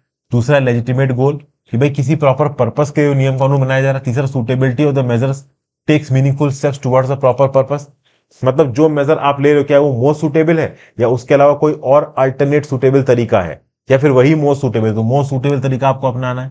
नेसेसिटी, कि किस हद तक ओवरऑल ये स्टेप किसी दूसरे के राइट्स को वायलेट नहीं करेगा। प्रोपोर्शनैलिटी, डिसप्रोपोर्शनेट तरीके से किस इंडिविजुअल को इंपैक्ट करेगा, क्या प्रोसीजर सेफगार्ड्स हैं, इन सब चीजों को ध्यान देने की जरूरत थी। ये justice K S Puttaswamy case में कहा गया था सुप्रीम कोर्ट के द्वारा 2017 में, लेकिन इन सारे सेफगार्ड्स को यहाँ पे इग्नोर किया गया है, उतना ध्यान नहीं दिया गया पोस्ट ऑफिस बिल 2023 में। ये सब बातें यहाँ पे बोली जा रही है। फिर अगला article, Nepali youth joining Russian frontline underlines desperate job situation. अब नेपाल के पॉलिटिशियंस इस बात को रियलाइज कर रहे हैं कि जो नेपाली यूथ है वो फ्रस्ट्रेशन में रशियन फ्रंट लाइन को ज्वाइन कर रहे हैं, रशिया की तरफ से यूक्रेन में जाके लड़ रहे हैं। और बहुत सारे तो ऐसे यूथ्स भी सुनने में आए हैं जो कि ओवरऑल अपनी सरकार से अपील कर रहे हैं कि भाई उनको वापस बुला लिया जाए। वो वहां पे जाके रियलाइज कर रहे हैं कि वो फंस गए। 11 दिसंबर को नेपाल के प्राइम मिनिस्टर पुष्प कुमार दहल प्रचंड साहब ने बोला कि अराउंड 200 नेपाली यूथ हो सकता है इस समय पर रशियन फोर्सेस के साथ काम कर रहे हो यूक्रेन से लड़ने के लिए। मिस्टर प्रचंड ने इस इंफॉर्मेशन को शेयर किया, हालांकि इस इंफॉर्मेशन का सोर्स इन्होंने ये नहीं बताया और ओवरऑल उन्होंने ये भी नहीं बताया कि इनकी गवर्नमेंट प्रिसाइजली क्या कर रही है ट्रैक डाउन करने के लिए इन नेपालीज को, जो कि रशियन फोर्सेस में काम कर रहे हैं, इनको रेस्क्यू करने के लिए क्या किया जा रहा है। ठीक है भाई, तो ये सब बात यहाँ पे बोली जा रही है। फिर ये बोला जा रहा है कि भाई जो भी यहाँ पे रशियन फोर्सेस के लिए लड़ रहा है, पूरे चांसेस है कि हो सकता है कि वो पीपल लिबरेशन आर्मी का मेंबर रहा हो, उस आर्मी को जिसको मिस्टर प्रचंड ने लीड किया था 1996 से 2006 के बीच में। तो ये सब बातें ओवरऑल यहाँ पे है। ओके, फेसबुक पेज 14 दिसंबर को डाला गया। डायमंड सी मैकडेली ने शेयर किया कि is among thousands of those who once fought for the most war but were left to fend for themselves and look for jobs in different parts of the world. तो उन्होंने ये बोला कि भैया एक समय पे तो हमने कम्युनिस्ट कॉज के लिए नेपाल के में लड़ाई की थी, और अब जब कम्युनिस्ट कॉज सक्सेसफुल हो गया तो उन्होंने हमें सड़ने के लिए छोड़ दिया, भूखा छोड़ दिया, अब हम दुनिया भर में घूम रहे हैं। तो वो कैमोफ्लॉज फटीक में ओवरऑल ड्रेस में खड़ा हुआ था, गन पकड़े हुए, और मोस्ट प्रोबेबली वो भी रशियन फोर्सेस की तरफ से यूक्रेन के अगेंस्ट लड़ाई कर रहा था। इनफैक्ट मई में भी कुछ ऐसे सोशल मीडिया पोस्ट निकल के जहां पे पता चला कि जो नेपालीज है वो रशिया के लिए लड़ रहे हैं यूक्रेन के अगेंस्ट। और बहुत सारे यहाँ पे नेपालीज ये भी बोल रहे हैं कि हाई अनएम्प्लॉयमेंट के चलते वहां पे पता चले गए वो, लेकिन वहां पे भी जाके कुछ ज्यादा उनको समझ में आया नहीं, तो वो वापस आने की कोशिश कर रहे हैं। बहुत सारे तो नेपाली जहाँ पे गुहार लगा रहे हैं कि हाँ भाई वो कैसे भी नेपाल में पहुंच जाए। बहुत सारे नेपाली को हो सकता है कि रशिया की तरफ से लड़ने में काफी फायदा लग रहा हो, चूंकि उनको लग रहा है कि हाँ भाई देखिए क्या हुआ ना, शुरू शुरू में जब रशिया यूक्रेन का वॉर शुरू हुआ तो जो नेपाली रशिया में थे वो तुरंत रशियन आर्मी में इनरोल हो गए, क्योंकि उनको ऐसा लगा कि ये वॉर जल्दी खत्म हो जाएगा। ठीक है ना, जल्दी खत्म हो जाएगा, स्विफ्ट वॉर है तो थोड़ा लड़ लेंगे यहाँ पे रशिया की तरफ से, तो रशिया की नागरिकता वगैरह मिल जाएगी। पुतिन ने ही बोल दिया था कि हाँ भाई आपकी सिटीजनशिप का प्रोसेस हम लोग तेज कर देंगे। लेकिन बाद में वॉर जोर से ज्यादा छिड़ गई है और मर भी काफी चुके हैं। हालांकि एग्जैक्ट कितने नंबर से मरे ये अभी के लिए क्लियर यहाँ पे नहीं। ठीक है, यहाँ पे मिस्टर मैकदाली का बोलना है कि इनको कोई दुख नहीं है, ये नेपाल के इंडिविजुअल है जो पुतिन की आर्मी के लिए लड़ रहे हैं, कि ये वहां पे लड़ रहे हैं, लेकिन बहुत सारे नेपाली उस यहाँ पे ओवरऑल अपील कर रहे हैं कि उनको यहाँ पे वापस बुला लिया जाए। और इसके लिए एक वजह बताई जा रही है इंटरनेशनल लेबर ऑर्गेनाइजेशन का अनएम्प्लॉयमेंट रेट, जो कि ये बोलता है कि जो यूथ 15 से 29 साल के है नेपाल के अंदर, ये 19.2% है ओवरऑल। 15 से 29 साल के एज ग्रुप में जितने लोग हैं 19.2% एम्प्लॉयड है, वैसे ओवरऑल आबादी के 2.7% एम्प्लॉयड है। 7,45,000 नेपाली कंट्री को छोड़ चुके हैं मिड जुलाई इस साल से, फॉरेन कंट्रीज को जो है के काम करने के लिए। वो फॉरेन कंट्रीज में गल्फ जाते हैं, मलेशिया जाते हैं, जिनको वीजा मिल गया वो यूनाइटेड स्टेट्स, ऑस्ट्रेलिया या यूरोप की कंट्रीज में चले जाते हैं, लेकिन सबको इतनी आसानी से वीजा मिलता नहीं है। ये बात हमेशा से नेपाली इस बात के लिए जाने जाते हैं कि वो अपनी जमीन छोड़ के दूसरे देशों में जाके काम करते हैं, वहां से घर पैसा भेजते हैं। इनफैक्ट अनस्किल्ड डॉट में बहुत सारे नेपाली आपको इंडिया के अंदर भी काम करते हुए नजर आ जाएंगे। लेकिन ओवरऑल ये रशियन आर्मी की तरफ से लड़ने चले गए, अपनी जान को खतरे में डाल के। इससे पता चलता है कि इनके सामने जो इकोनॉमिक डिजास्टर है, जो इकोनॉमिक चैलेंज है, वो कितना बड़ा है। फिर अगला, कैस्पियन सी यहाँ पे श्रिंक कर रहा है और वो सीक्रेटिव तुर्कमेनिस्तान में एक इकोनॉमिक ट्रिबुलेशन लेके आ रहा है। ये बेसिकली क्या है कि देखिए ओवरऑल तुर्कमेनिस्तान के अंदर दो पोर्ट्स हैं, एक है तुर्कमेनबाशी और एक हजार। यहाँ पे एक फेरी काम करती थी, लेकिन अभी फेरी काम नहीं कर पा रही क्योंकि इनफ वाटर नहीं है। तो बेसिकली इस पर्टिकुलर आर्टिकल में यही बताया जा रहा है आपको कि 2021 की स्टडी ये प्रोजेक्ट करती है कि 2100 तक कैस्पियन सी के वाटर लेवल्स 8 से 30 मीटर घट सकते हैं। मैंने आपको ये भी बताया एक शॉर्ट बना के, वो शॉर्ट सुबह अपलोड हो जाएगा, लाइव हो जाएगा। जिस समय पे ये वीडियो मोस्ट प्रॉब्ली आप देख रहे होगे उस समय तक वो शॉर्ट भी लाइव हो चुका होगा कि भाई ओवरऑल ये जो कैस्पियन सी है ये 2100 तक 25% श्रिंक कर जाएगा। ऑलरेडी कैस्पियन सी के बॉर्डर पे जो कंट्रीज आती हैं, कौन कौन सी कंट्रीज आती हैं, तो भैया अजरबैजान, कजाकिस्तान, रशिया, ईरान और तुर्कमेनिस्तान, ये 5 कंट्रीज कैस्पियन सी के साथ बॉर्डर लगाती हैं। और इस बॉर्डर पे जो समुंदर है वो बहुत तेजी से रिट्रीट कर रहा है, पानी बहुत तेजी से रिट्रीट कर रहा है। उसकी वजह यह है कि जो फ्रेश वाटर रिवर्स हैं, जैसे कि ओल्गा हो गई, वोल्गा हो गया, यूराल हो गई, ये रिवर्स कम पानी फेंक रही कैस्पियन सी में। ये रिवर्स जिन इलाकों से बह के आती वहां पे एग्रीकल्चर में और डैम वगैरह बना के इनका पानी का मैक्सिमाइजेशन किया जा रहा है।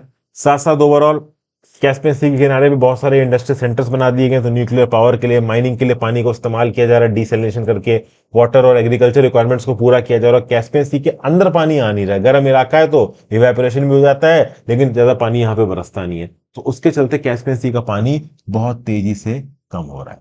समझ गए? तो ये सब बातें ओवरऑल यहाँ पे लिखी हुई है, इसके बारे में जो शॉर्ट बनाया है वो जरूर देख लीजिएगा। फिर गवर्नमेंट ने यहाँ पे टारगेट बनाया है कि वो 17,000 क्रेचे को ऑल अक्रॉस इंडिया सेटअप करेंगे। तो भैया women and child development ministry ने फ्राइडे को बोला कि मतलब आप समझ लीजिए 24-25 तारीख के लगभग की न्यूज है दिसंबर की, 17,000 क्रेचे को आंगनवाड़ी इसमें बनाया जाएगा ऑल ओवर इंडिया। ठीक है ना भाई, उसमें से 5,222 क्रेचे को अब तक अप्रूव कर दिया गया। क्रेचे आप समझते हो ना, क्रेचे मतलब बेसिकली ओवरऑल जब एक लेडी काम पे जाती है तो उसके बच्चे को एक लर्निंग एजुकेशनल सेंटर में छोड़ जाता है, वहां पे क्रेचे होता है, वहां पे उसको खाना भी मिल जाता है, बाकी बच्चों की कंपनी मिल जाती है, वहां पे स्पेसिफिक टीचर्स होते हैं जो कि बच्चों को नॉलेजफुल चीजें सिखाते हैं। तो ये होता है बेसिकली क्रेचे। ठीक है ना भाई, और हर आंगनवाड़ी में यहाँ पे सरकार का प्लान है कि 2 एडिशनल क्रेचे वर्कर्स को डेप्यूट किया जाएगा जो कि सिर्फ बच्चों का स्पेसिफिकली ध्यान रखेंगे। ओके, और ये सब इनिशिएटिव्स लिए जाएंगे एक स्कीम के अंदर जिसका नाम है पालना स्कीम। पालना स्कीम का काम क्या होगा?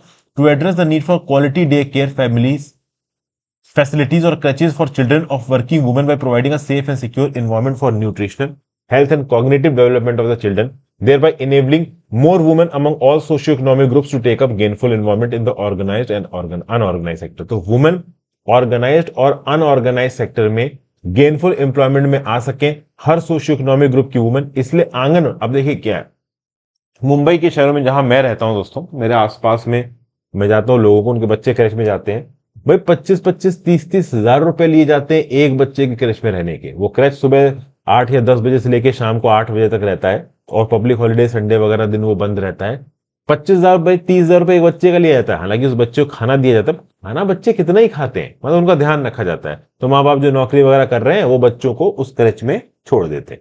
ठीक है भाई। अब आंगनवाड़ी के अंदर क्रच बना के ये कहने की कोशिश की जा रही है कि भैया जो कमजोर सोशियो इकोनॉमिक डेवलपमेंट बैकग्राउंड के लोग आते हैं, जैसे फॉर एग्जांपल कोई लेडी है, वो दिहाड़ी मजदूर है या फिर किसी एग्रीकल्चरल फील्ड में काम करती, तो वहां पे बच्चे को लेकर नहीं जा सकती, तो आंगनवाड़ी सेंटर में अपने बच्चे को छोड़ देगी। आंगनवाड़ी सेंटर में पालना स्कीम के अंदर 2 स्पेसिफिक क्रचे में काम करने के लिए टीचर्स डिप्यूट किए जाएंगे, वो बच्चों वगैरह का ध्यान रखेंगे। तो इससे क्या है कि कम पैसा कमाने वाली औरत भी यहाँ पे आंगनवाड़ी की क्रचे में अपने बच्चे को छोड़ के अपने कैरियर पे ध्यान दे सकती है, अपना काम वगैरह कर सकती है, पैसा कमा सकती है। तो basically union women and child development minister Smriti Irani ji ने एक न्यू स्टैंडर्ड ऑपरेटिंग प्रोसीजर निकाला है यहाँ पे आंगनवाड़ी कम क्रचे सेंटर्स के लिए पालना स्कीम के अंदर। कॉम्प्रिहेंसिव फ्रेमवर्क बनाया जाएगा एडमिनिस्ट्रेशन के लिए, इंप्लीमेंट किया जाएगा स्कीम को, एडमिनिस्ट्रेटिव हायरार्की, रोल्स और रिस्पॉन्सिबिलिटीज ऑफ द वर्कर्स को यहाँ पे सेटअप किया जाएगा, चेकलिस्ट को यहाँ पे मॉनिटर किया जाएगा। प्रायोरिटी क्या है कि वुमेन को रीच आउट किया जाए जो कि अपने लाइवलीहुड को अर्न करती है, अपना खुद का घर छोड़ के वो दूसरी जगह पे काम करने के लिए जाती है।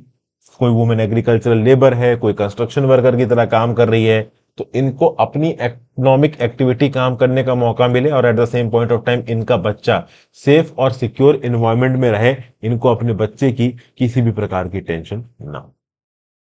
ठीक है। फिर आगे आते हैं Sahitya Akademi award. The Sahitya Akademi must do more to promote Indian literature. यहां पे क्या बोला जा रहा है भाई, देखिए लिटरेरी बॉर्डर्स पोरस होने चाहिए।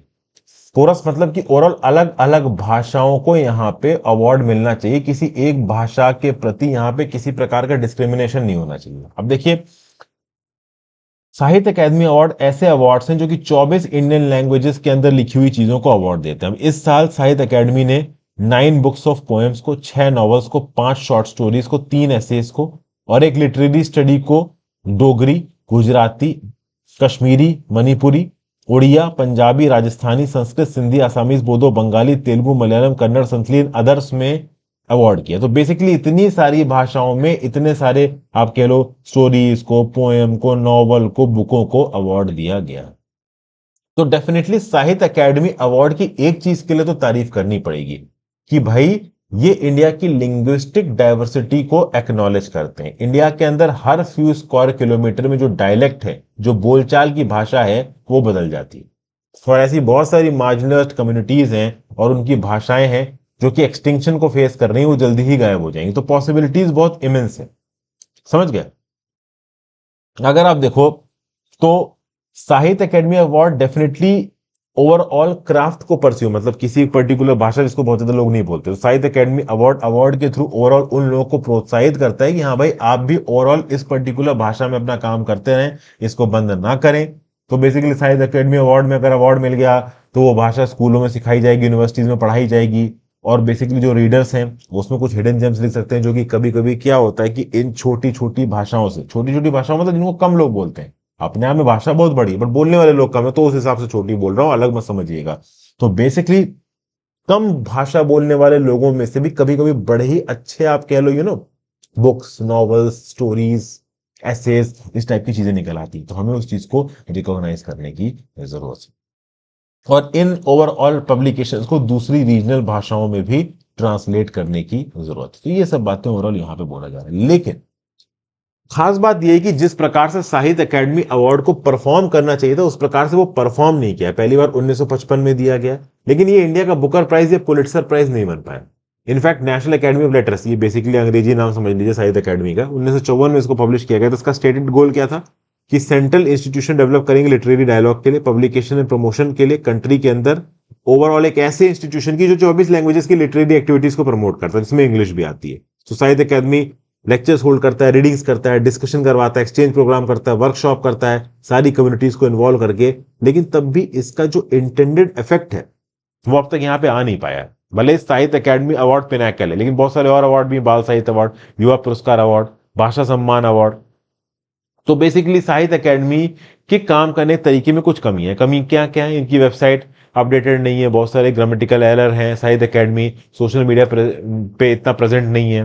तो डेफिनेटली ओवरऑल यहाँ पे साहित्य एकेडमी और ज्यादा एफिशिएंट तरीके से, नेशनल एकेडमी ऑफ लेटर्स और ज्यादा एफिशिएंट और प्रोएक्टिव तरीके से काम कर सकती है। इसके काम करने के तरीके में और सुधार और इंप्रूवमेंट लाने की जरूरत है।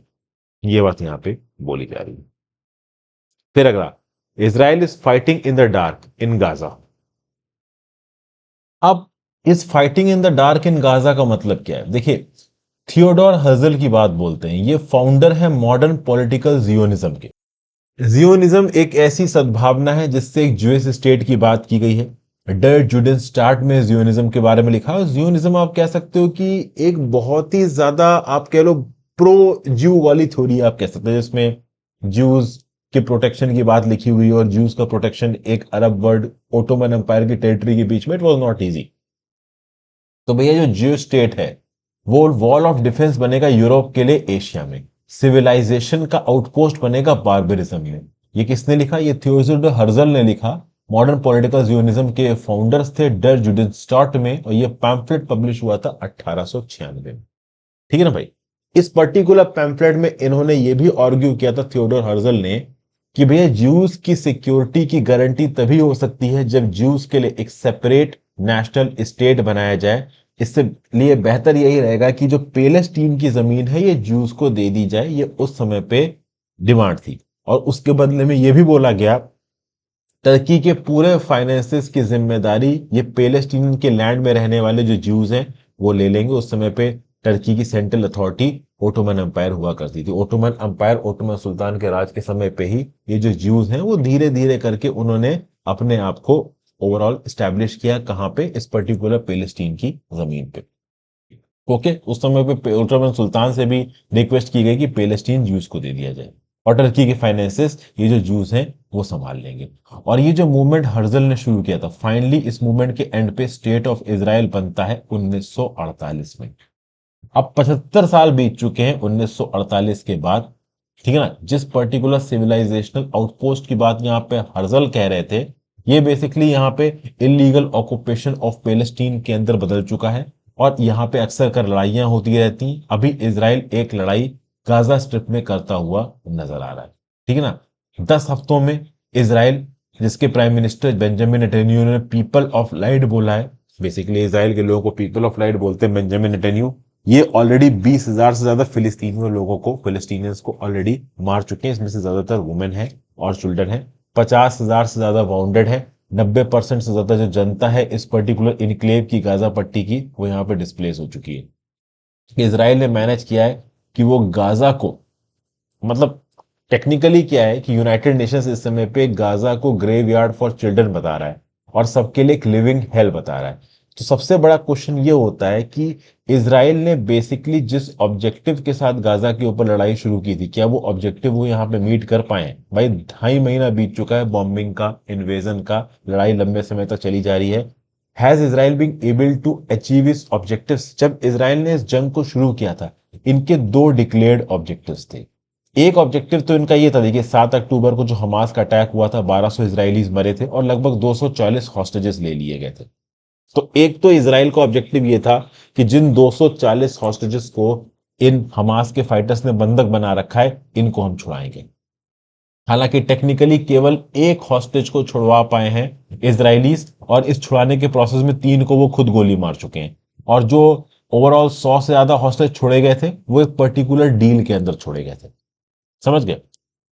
तो सबसे खास बात दोस्तों यहाँ पे ये है कि एक टारगेट था कि हॉस्टेजेस को छुड़वाना, दूसरा टारगेट ये था कि भाई डिसमेंटल कर देंगे हम हमास को ओवरऑल गाजा पट्टी से, और तीसरा टारगेट जो कि डिक्लेयर्ड नहीं था, ये अनडिक्लेयर्ड था, कि भाई इसराइल के डेटरेंस को सेटअप करेंगे ताकि कभी भी 7 अक्टूबर जैसा अटैक दोबारा ना हो। पेपर के ऊपर ये अचीवेबल गोल्स हैं। मिलिट्री कैपेबिलिटी के आधार पर हमास इसराइल के समय सामने कहीं पे भी स्टैंड नहीं करता। कोई डिस्टेंट कंपैरिजन नहीं है हमास का इसराइल के साथ।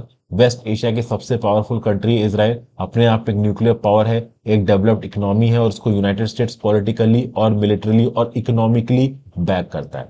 वर्ल्ड्स मोस्ट एडवांस्ड ऑफेंसिव और डिफेंसिव वेपन इस समय पे इसराइल के पास है। और इसराइल के पास ज्योग्राफिकली भी बहुत सारा एडवांटेज है।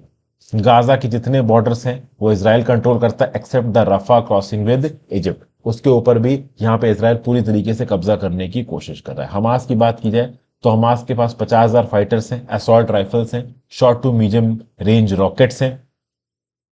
ठीक है, गाजा के ऊपर रॉकेट बरसा बरसा के कब्रिस्तान में बदल दिया यहाँ पे गाजा पट्टी को। इसराइल ने बोला कि जो हमास के लीडर्स हैं गाजा के, specially Yahya Sinwar, Mohammed Deif, ये डेड मैन वॉकिंग है, इनको हम मार देंगे। लेकिन प्रॉब्लम ये है दोस्तों कि बहुत कुछ बोला इसराइल ने, इसराइल अचीव कितना कर पाया। जहां तक बात थी 240 हॉस्टेजेस को छुड़ाने की, वो टेक्निकली एक हॉस्टेज को छुड़वा पाए हैं, और ओवरऑल इस पूरे रैम्पेज में वो 3 हॉस्टेजेस को खुद गलती से मार चुके हैं। 100 से ज्यादा हॉस्टेजेस छोड़े गए थे जो हमास के द्वारा, वो एक सीज फायर डील के थ्रू छोड़े गए थे जो कि इसराइल की हमास के साथ हुई थी। जब इसराइल ने अपना ग्राउंड इन्वेजन लॉन्च किया था, इनका जो इनिशियल फोकस था वो नॉर्दर्न गाजा था। इसके चलते इन्होंने 1 मिलियन लोगों को साउदर्न गाजा की तरफ ढकेल दिया। इजरायली डिफेंस फोर्सेस का बोलना है कि जो अल शिफा नाम का गाजा का लार्जेस्ट मेडिकल फैसिलिटी है, इसके नीचे हमास का कमांड सेंटर है। लेकिन बाद में इस जगह पे रेड करने के बाद, इसको कब्जाने के बाद भी इसराइल इस पर्टिकुलर क्लेम को पूरी तरीके से सही नहीं बता पाया, समझ गया। पर कोई एविडेंस यहाँ पे दुनिया के सामने प्लेस नहीं कर पाया इसराइल की एक्चुअली में हमास का कोई टॉप, आप कह लो कमांड पोस्ट, या फिर कोई कह लो टॉप कमांड, या फिर कोई हायरार्की इस हॉस्पिटल के नीचे के बंकर से ऑपरेट कर रही है।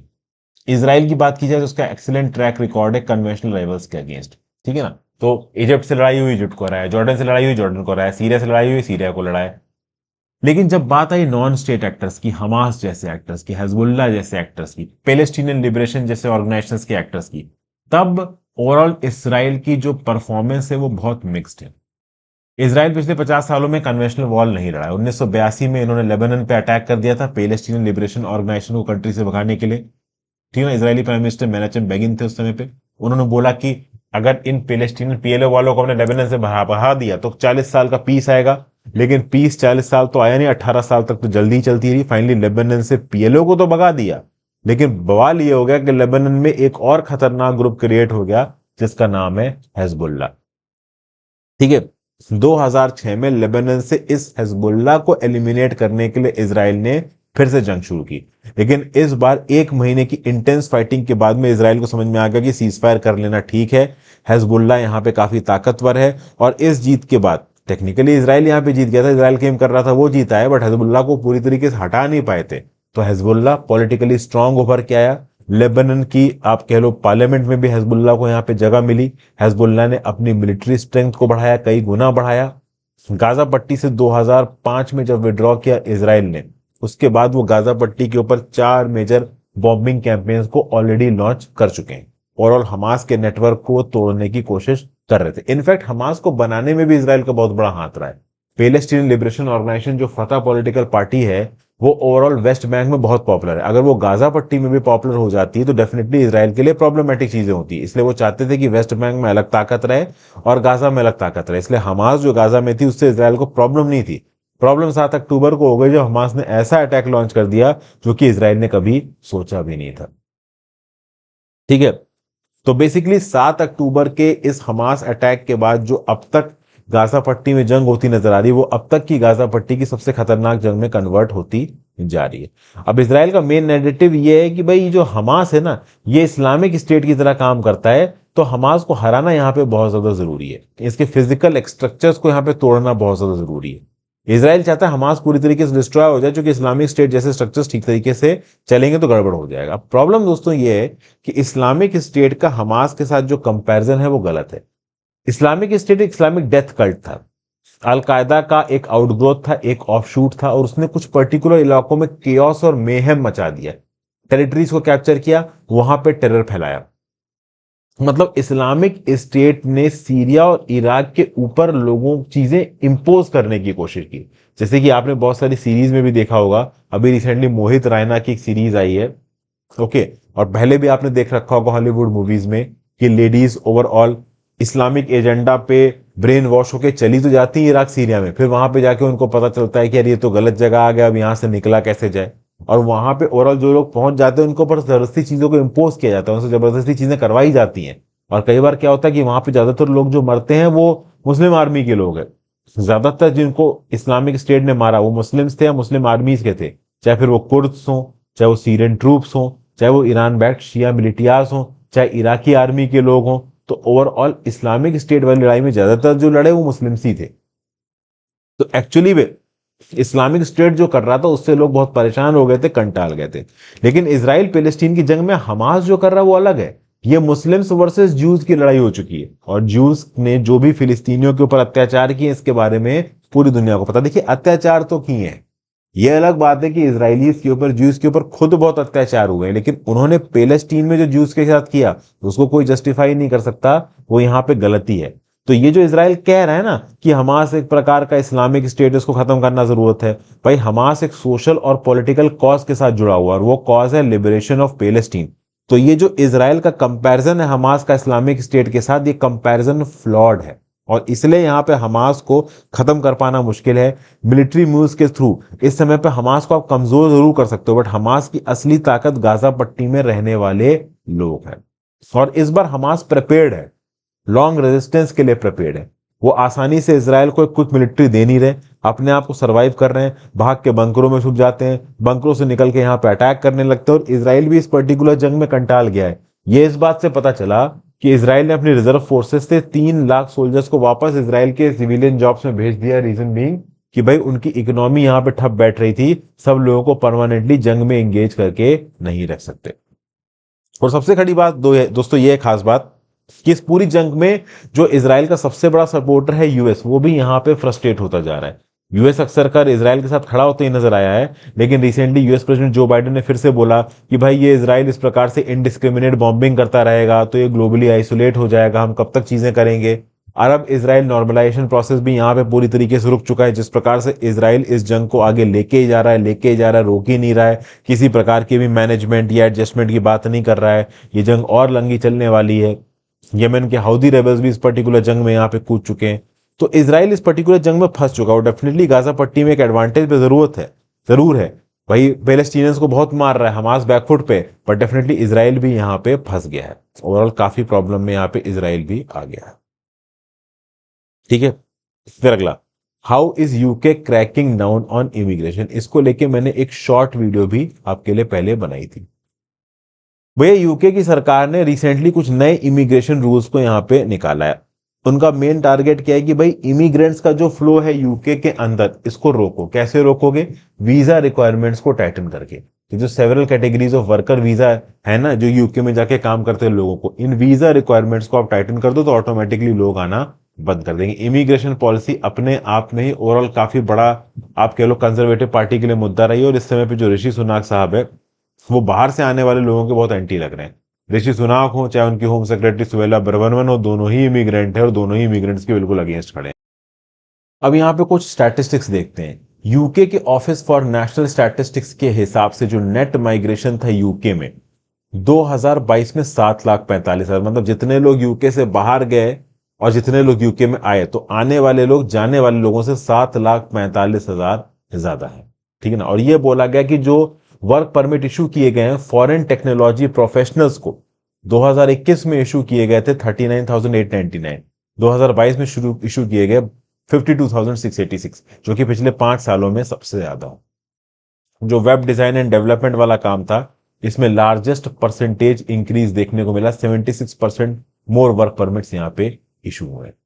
जो 11,80,000 लोग यूके में घुसे इन द ईयर एंडिंग जून 2023, और इनका इंटेंशन था कि ये कम से कम 1 साल रुकेंगे। ज्यादातर जो मेजॉरिटी थी वो माइग्रेंट्स की थी, 9,68,000 थे, और ये माइग्रेंट्स वो थे जो कि ईयू के नहीं है, बाहर है के हैं। तो मतलब 11,80,000 लोग जो जून 2023 तक घुस चुके हैं यूके में, उसमें से 9,68,000 लोग ईयू के बाहर के हैं। तो बेसिकली जो नॉन ईयू माइग्रेंट्स है वो स्टूडेंट रूट से और प्रोफेशनल रूट से बहुत तेजी से आ रहे हैं यूके के अंदर।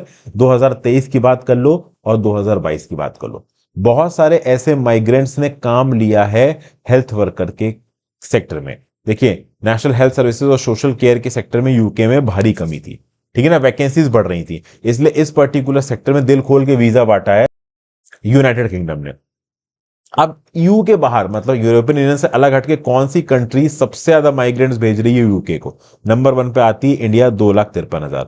फिर आती नाइजीरिया 1,41,000, फिर आती चाइना 89,000, फिर पाकिस्तान 55,000, फिर यूक्रेन यहाँ पे है आपका 35,000। ठीक है ना।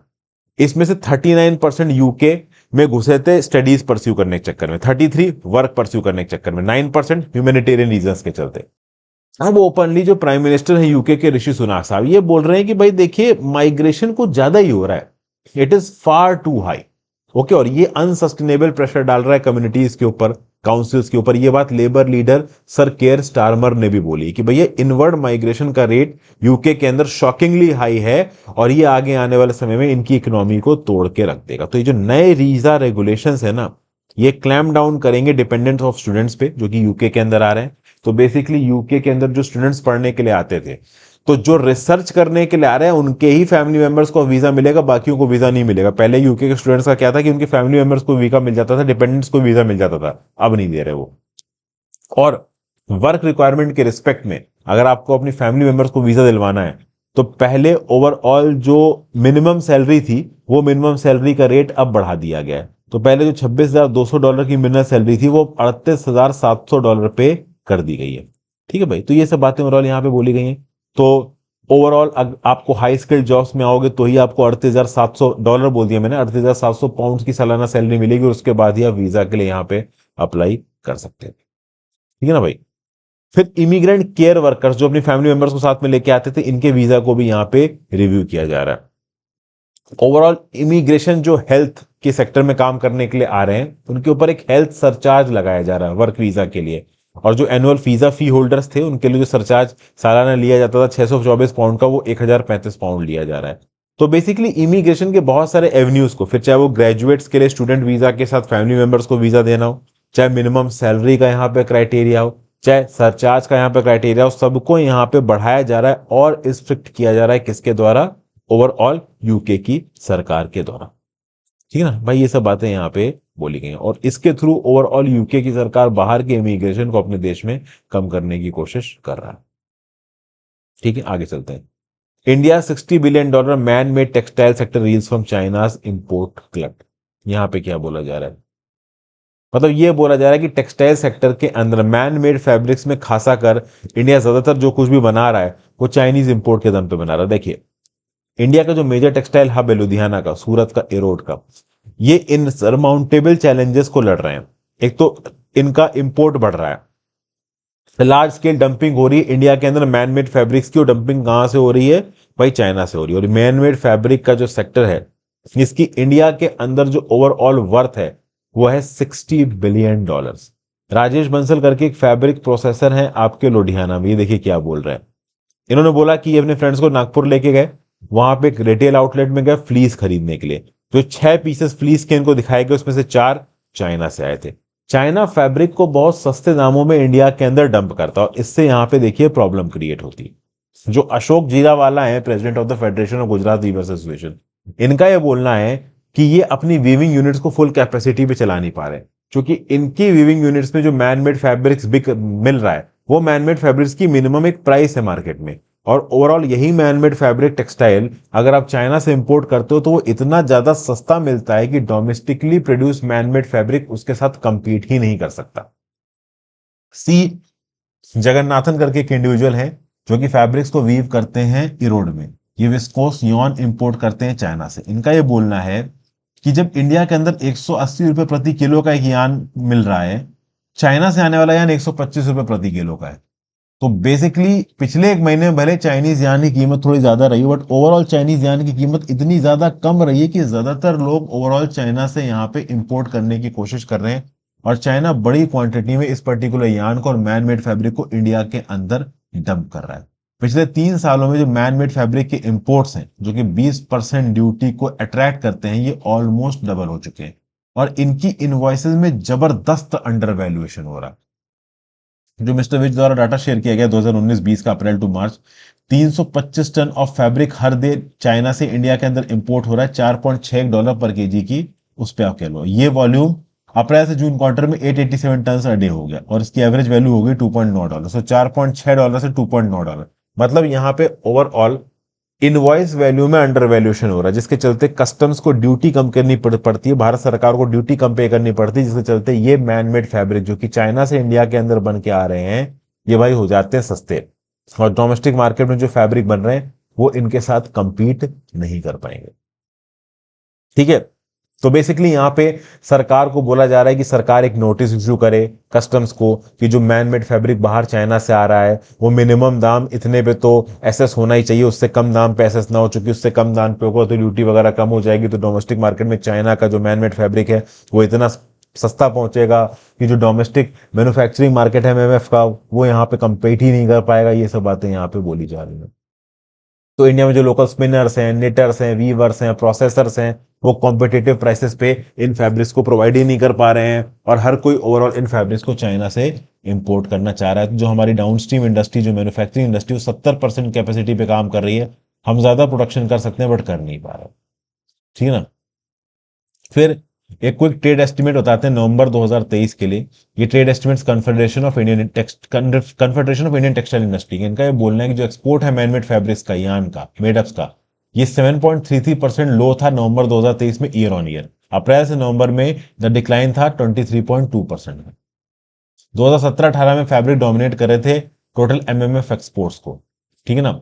एमएमएफ एक्सपोर्ट्स में 33% आप कह लो फैब्रिक्स थे, 32% इसमें यान था।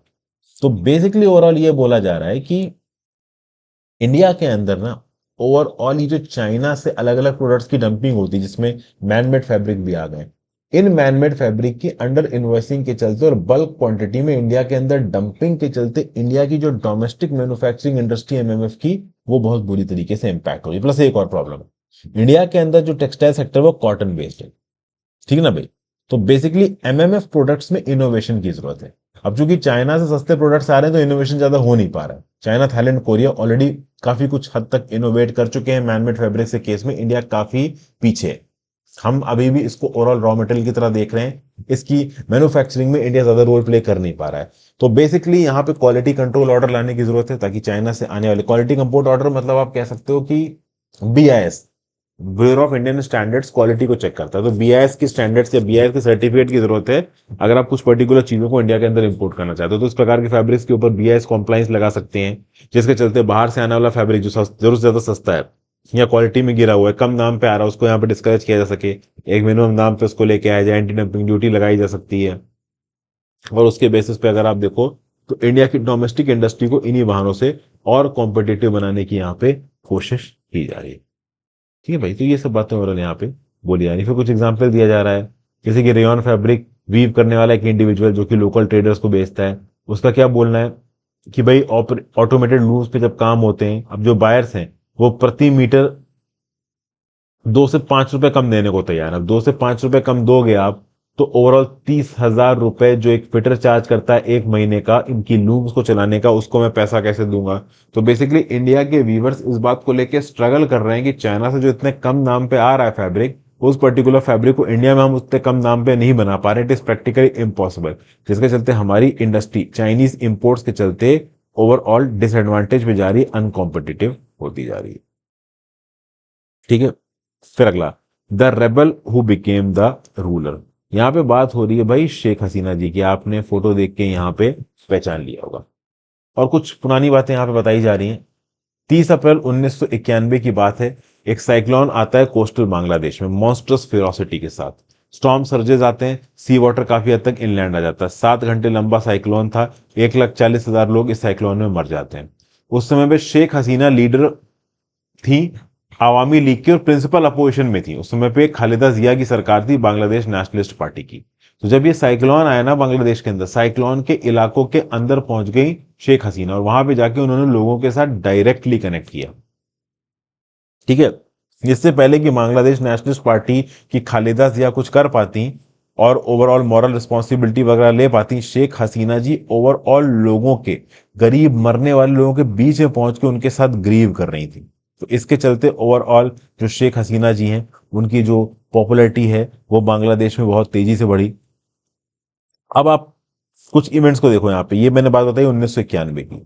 10 नवंबर 1987 को क्या हुआ, जो पुलिस थी मिलिट्री रूलर मोहम्मद अरशाद की, उसने शेख हसीना को टारगेट किया। शेख हसीना के यंग 3 कलीग्स को यहाँ पे मार दिया गया, जो कि student wing of Awami league को बिलोंग करते थे। ठीक है भाई। अब ये जो मिलिट्री डिक्टेटर था अरशाद, ये बहुत ज्यादा कंफ्यूज था और ये बहुत ज्यादा अनपॉपुलर था। इसकी जो गवर्नेंस थी वो भी फेल कर रही थी। तो इस मिलिट्री डिक्टेटर को हटाने के लिए शेख हसीना और खालिदा जिया ने हाथ मिलाया। आज की डेट में खालिदा जिया और शेख हसीना बिल्कुल कट्टर दुश्मन है। खालिदा जिया बांग्लादेशी नेशनलिस्ट पार्टी की है और शेख हसीना अवामी लीग की है। 1987 में खालिदा जिया और ये शेख हसीना मिल गए थे आपस में। क्यों मिल गए थे? क्योंकि ये मिलिट्री डिक्टेटर को हटाना चाहते थे और बांग्लादेश के अंदर डेमोक्रेसी लाना चाहते थे। मिलिट्री डिक्टेटर था अरशाद। ठीक है। तो अरशाद को हटाने के लिए 1987 में शेख हसीना और खालिदा जिया ने हाथ मिला लिया। ठीक है ना।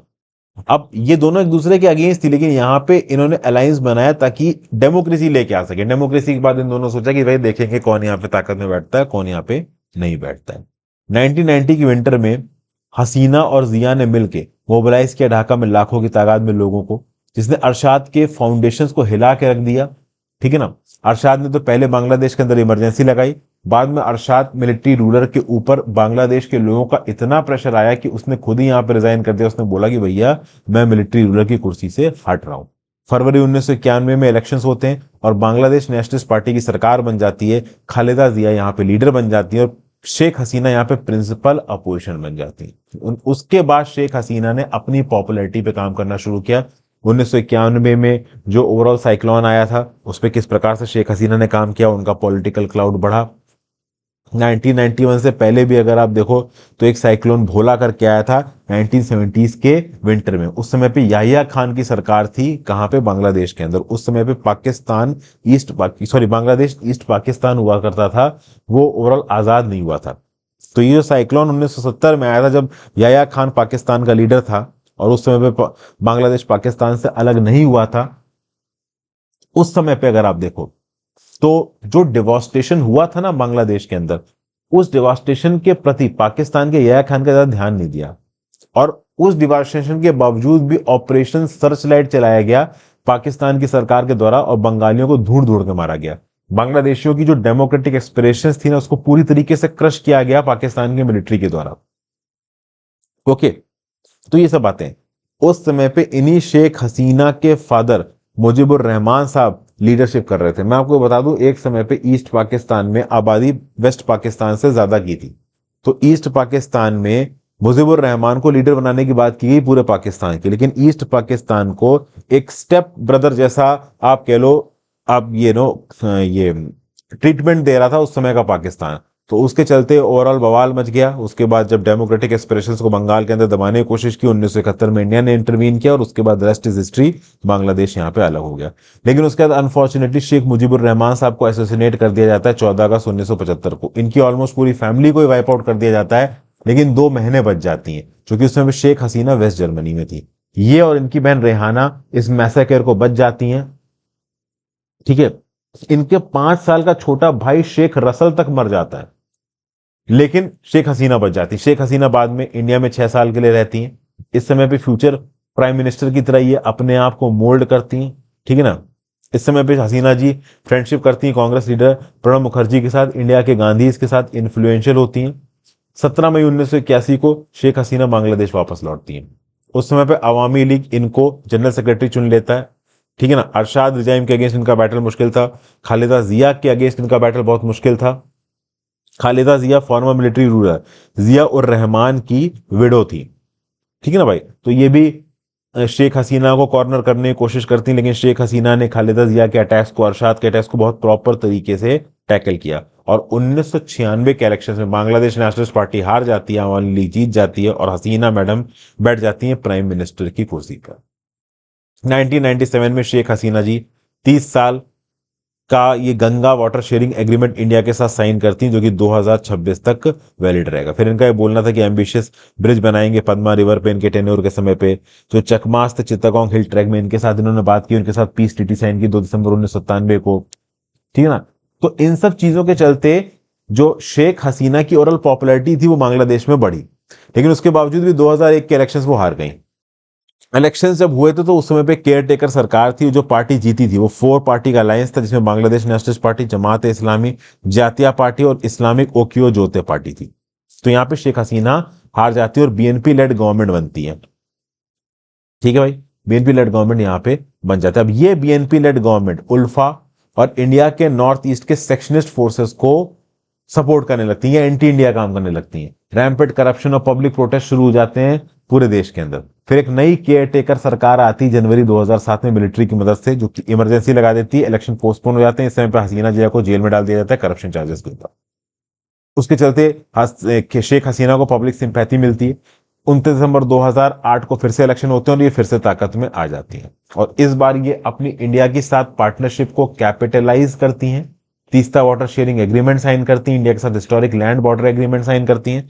और इंडिया के साथ अच्छे रिलेशंस करने के चलते बांग्लादेश को बहुत फायदा हुआ। इंडिया ने एक रिस्पॉन्सिबल ताकत की तरह बांग्लादेश की इंटरनल मैटर्स में कभी इंटरफेयर नहीं किया। बांग्लादेश को हर प्रकार का लॉजिस्टिकल और इंफ्रास्ट्रक्चर और फाइनेंशियल सपोर्ट दिया है।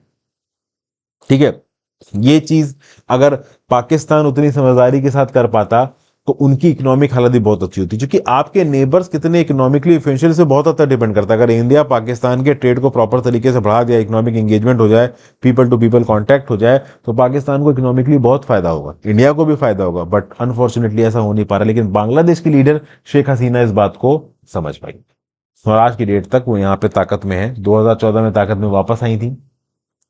ठीक है ना। अब इस बार के इलेक्शंस को भी बॉयकॉट कर दिया है किसने? ओवरऑल बांग्लादेश नेशनलिस्ट पार्टी में। इस बॉयकॉटेड इलेक्शंस में भी इलेक्शंस यहाँ पे हो रहे हैं।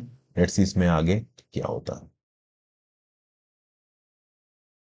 अब यहाँ पे आर्टिकल है कि क्या नया टेलीकॉम बिल टेलीकॉम सेक्टर को स्ट्रीमलाइन कर देगा। तो यहाँ पूछा गया, how does the government plan to consolidate the law for wireless networks and internet service provider? Has the licensing procedure been eased for telecom operators? What are industry players saying? What are the concerns raised by digital right groups? एक एक करके इन चीजों को देखते हैं। Telecommunication bill 2022 की बात हो रही है। ये दिसंबर के आखिरी टाइम में, वीक में पास हो गया। इसको एसेंट मिली प्रेसिडेंट की। ओके, मतलब जब भी प्रेसिडेंट की एसेंट मिलेगी, it will replace 3 archive clause: telegraph act 1885, Indian wireless telegraphy act 1933, telegraph wires unlawful position act 1950। ये तीनों एक्ट के नाम आपको पता ना चाहिए। इन तीनों को रिप्लेस करेगा ये टेलीकम्युनिकेशन बिल 2023। बहुत इंपॉर्टेंट है।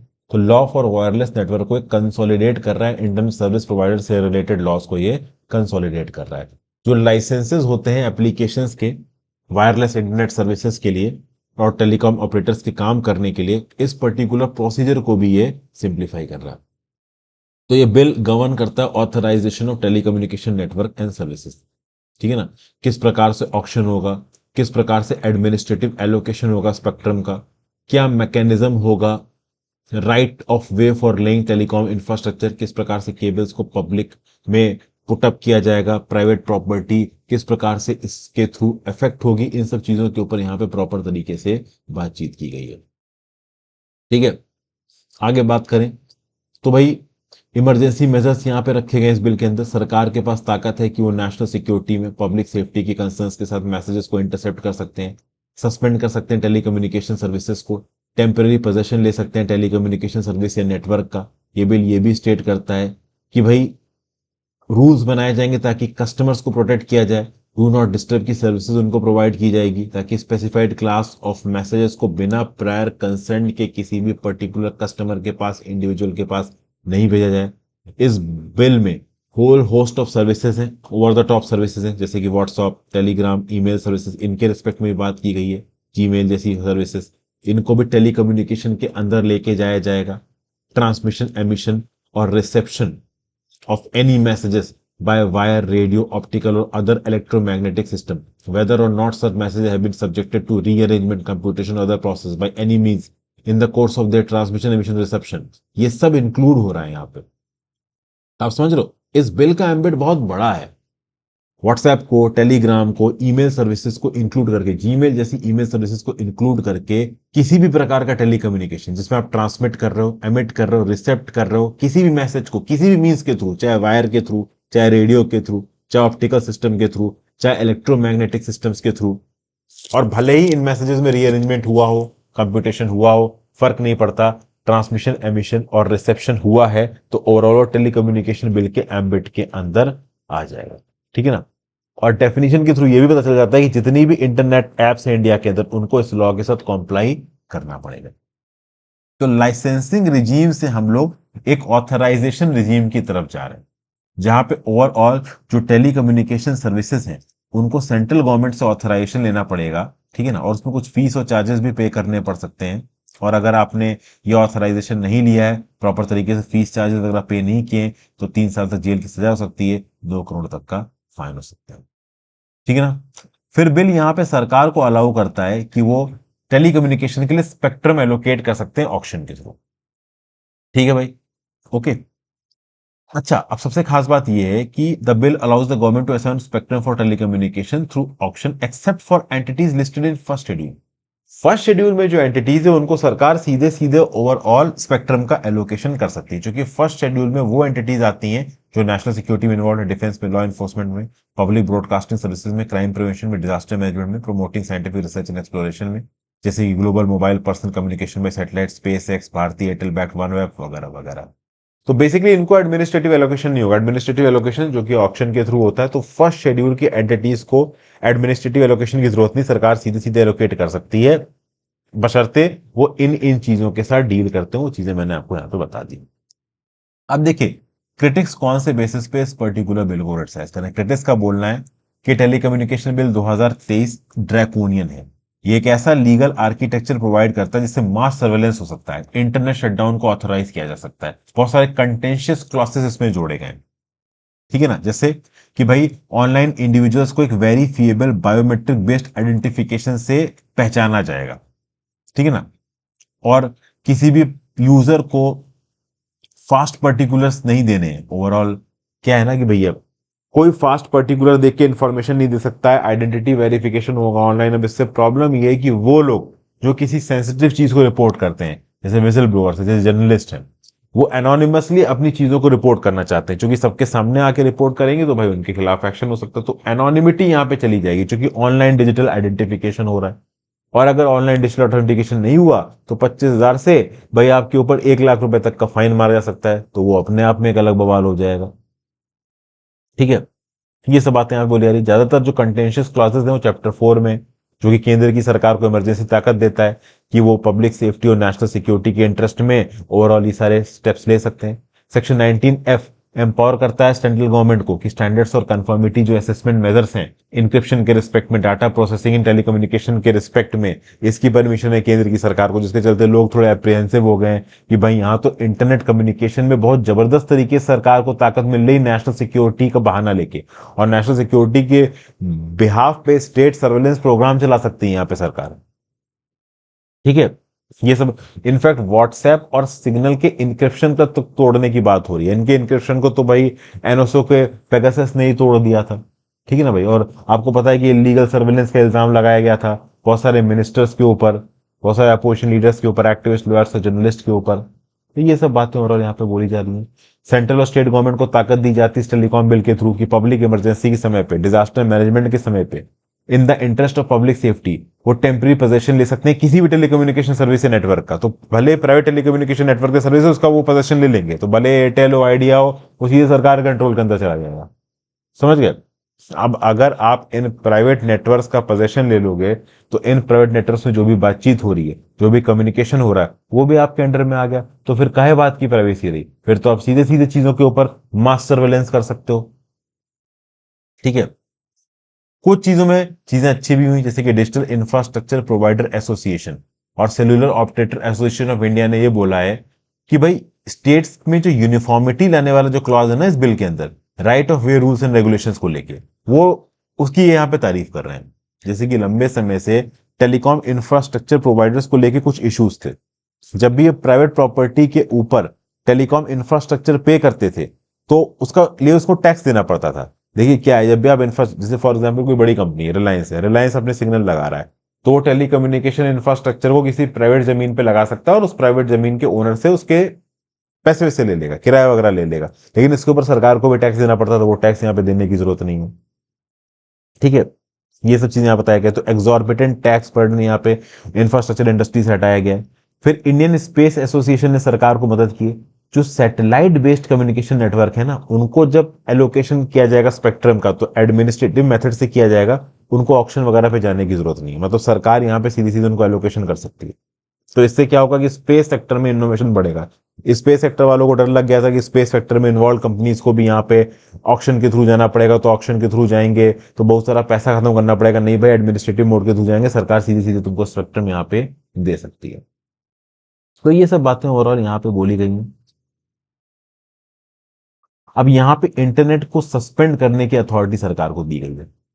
सुप्रीम कोर्ट ने भी यहाँ पे कुछ प्रोसीजरल सेफगार्ड्स को अलग अलग जगहों पे रिकमेंड किया है। Parliamentary standing committee on information and technology ने भी रिकमेंड किया। तो सेफगार्ड्स यहाँ पे होने जरूरी हैं, लेकिन इंटरनेट शटडाउन को लगाने की अथॉरिटी सीधी सीधी सरकार को यहाँ पे मिल जाती है, सब्जेक्ट टू नेशनल सिक्योरिटी, इस पर्टिकुलर टेलीकम्युनिकेशन बिल पे। ये यहाँ पे ऑथर बोल रहा है कि गलत है और बहुत बड़ी ताकत दी जा रही है सरकार को।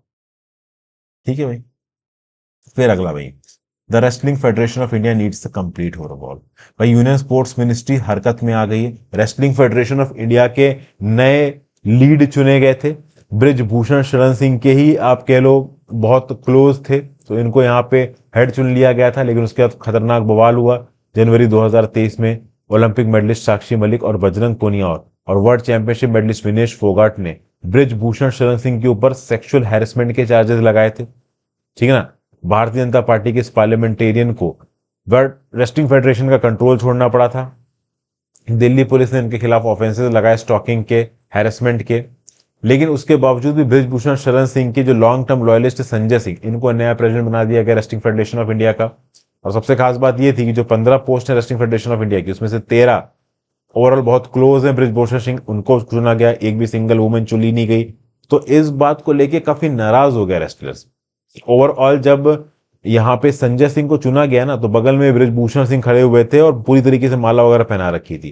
तो रेसलिंग फेडरेशन ऑफ इंडिया का कंट्रोल अभी भी किसके हाथ में था? ब्रिजभूषण शरण सिंह के हाथ में था। ये साफ साफ नजर आ रही थी। तो इस बात को लेके ओवरऑल जो रेसलर्स थे वो काफी ज्यादा इरिटेट हो गए थे।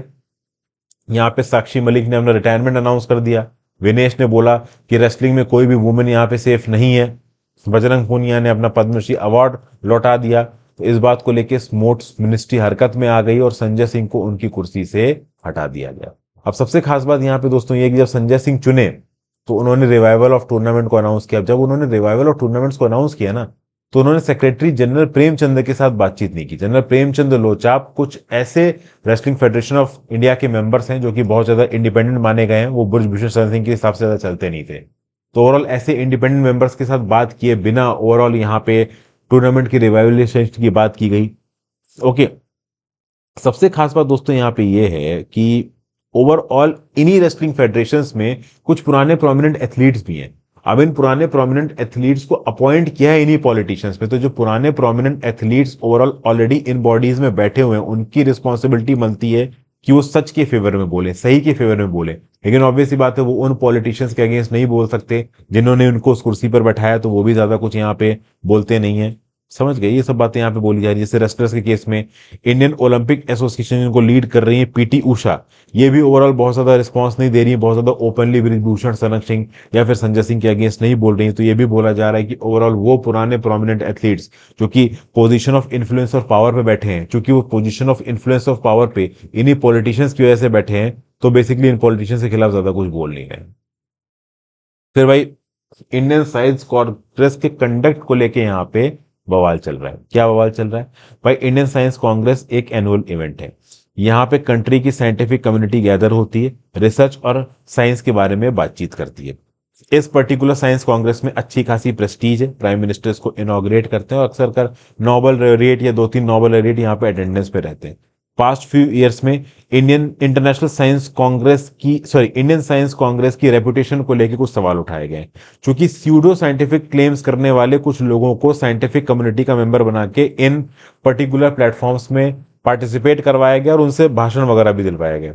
और इनकी बातचीतों में हाइपर नेशनलिस्ट नैरेटिव्स होते हैं। तो इस बात को लेकर कुछ बवाल हो गया है। इंडियन साइंस कांग्रेस का 109वां जो एडिशन था ना, ये ओरिजिनली लखनऊ यूनिवर्सिटी में होने वाला था 2024 में। लेकिन यूनिवर्सिटी यहाँ पे पुल आउट कर गई। क्यों पुल आउट कर गई? क्योंकि यूनिवर्सिटी का यहाँ पे लफड़ा हो गया है किसके साथ? Department of science and technology के साथ। इस पर्टिकुलर इंडियन साइंस कांग्रेस के लिए पैसा कहां से आता है? Department of technology, science and technology की तरफ से। लेकिन इस इंडियन साइंस कांग्रेस को ऑर्गेनाइज कौन करता है? Indian science Congress association.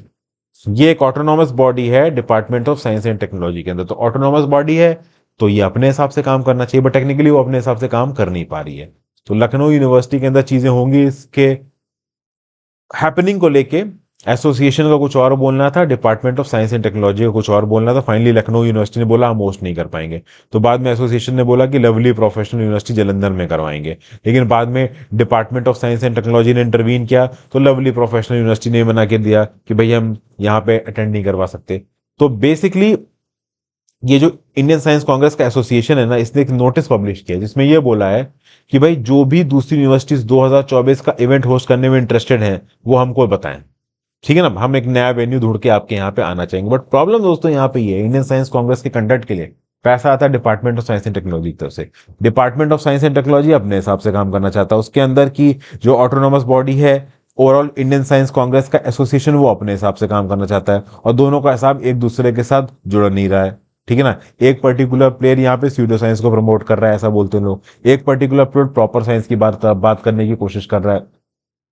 और बहुत सारे जो रिसर्चर्स हैं उनका ये बोलना है कि ये इंडियन साइंस कांग्रेस तो बेकार की चीज हो गई, इसके अंदर कुछ भी खास चीज होती नहीं है, तो बेटर ये रहेगा कि ना ही कंडक्ट हो तो अच्छा हो।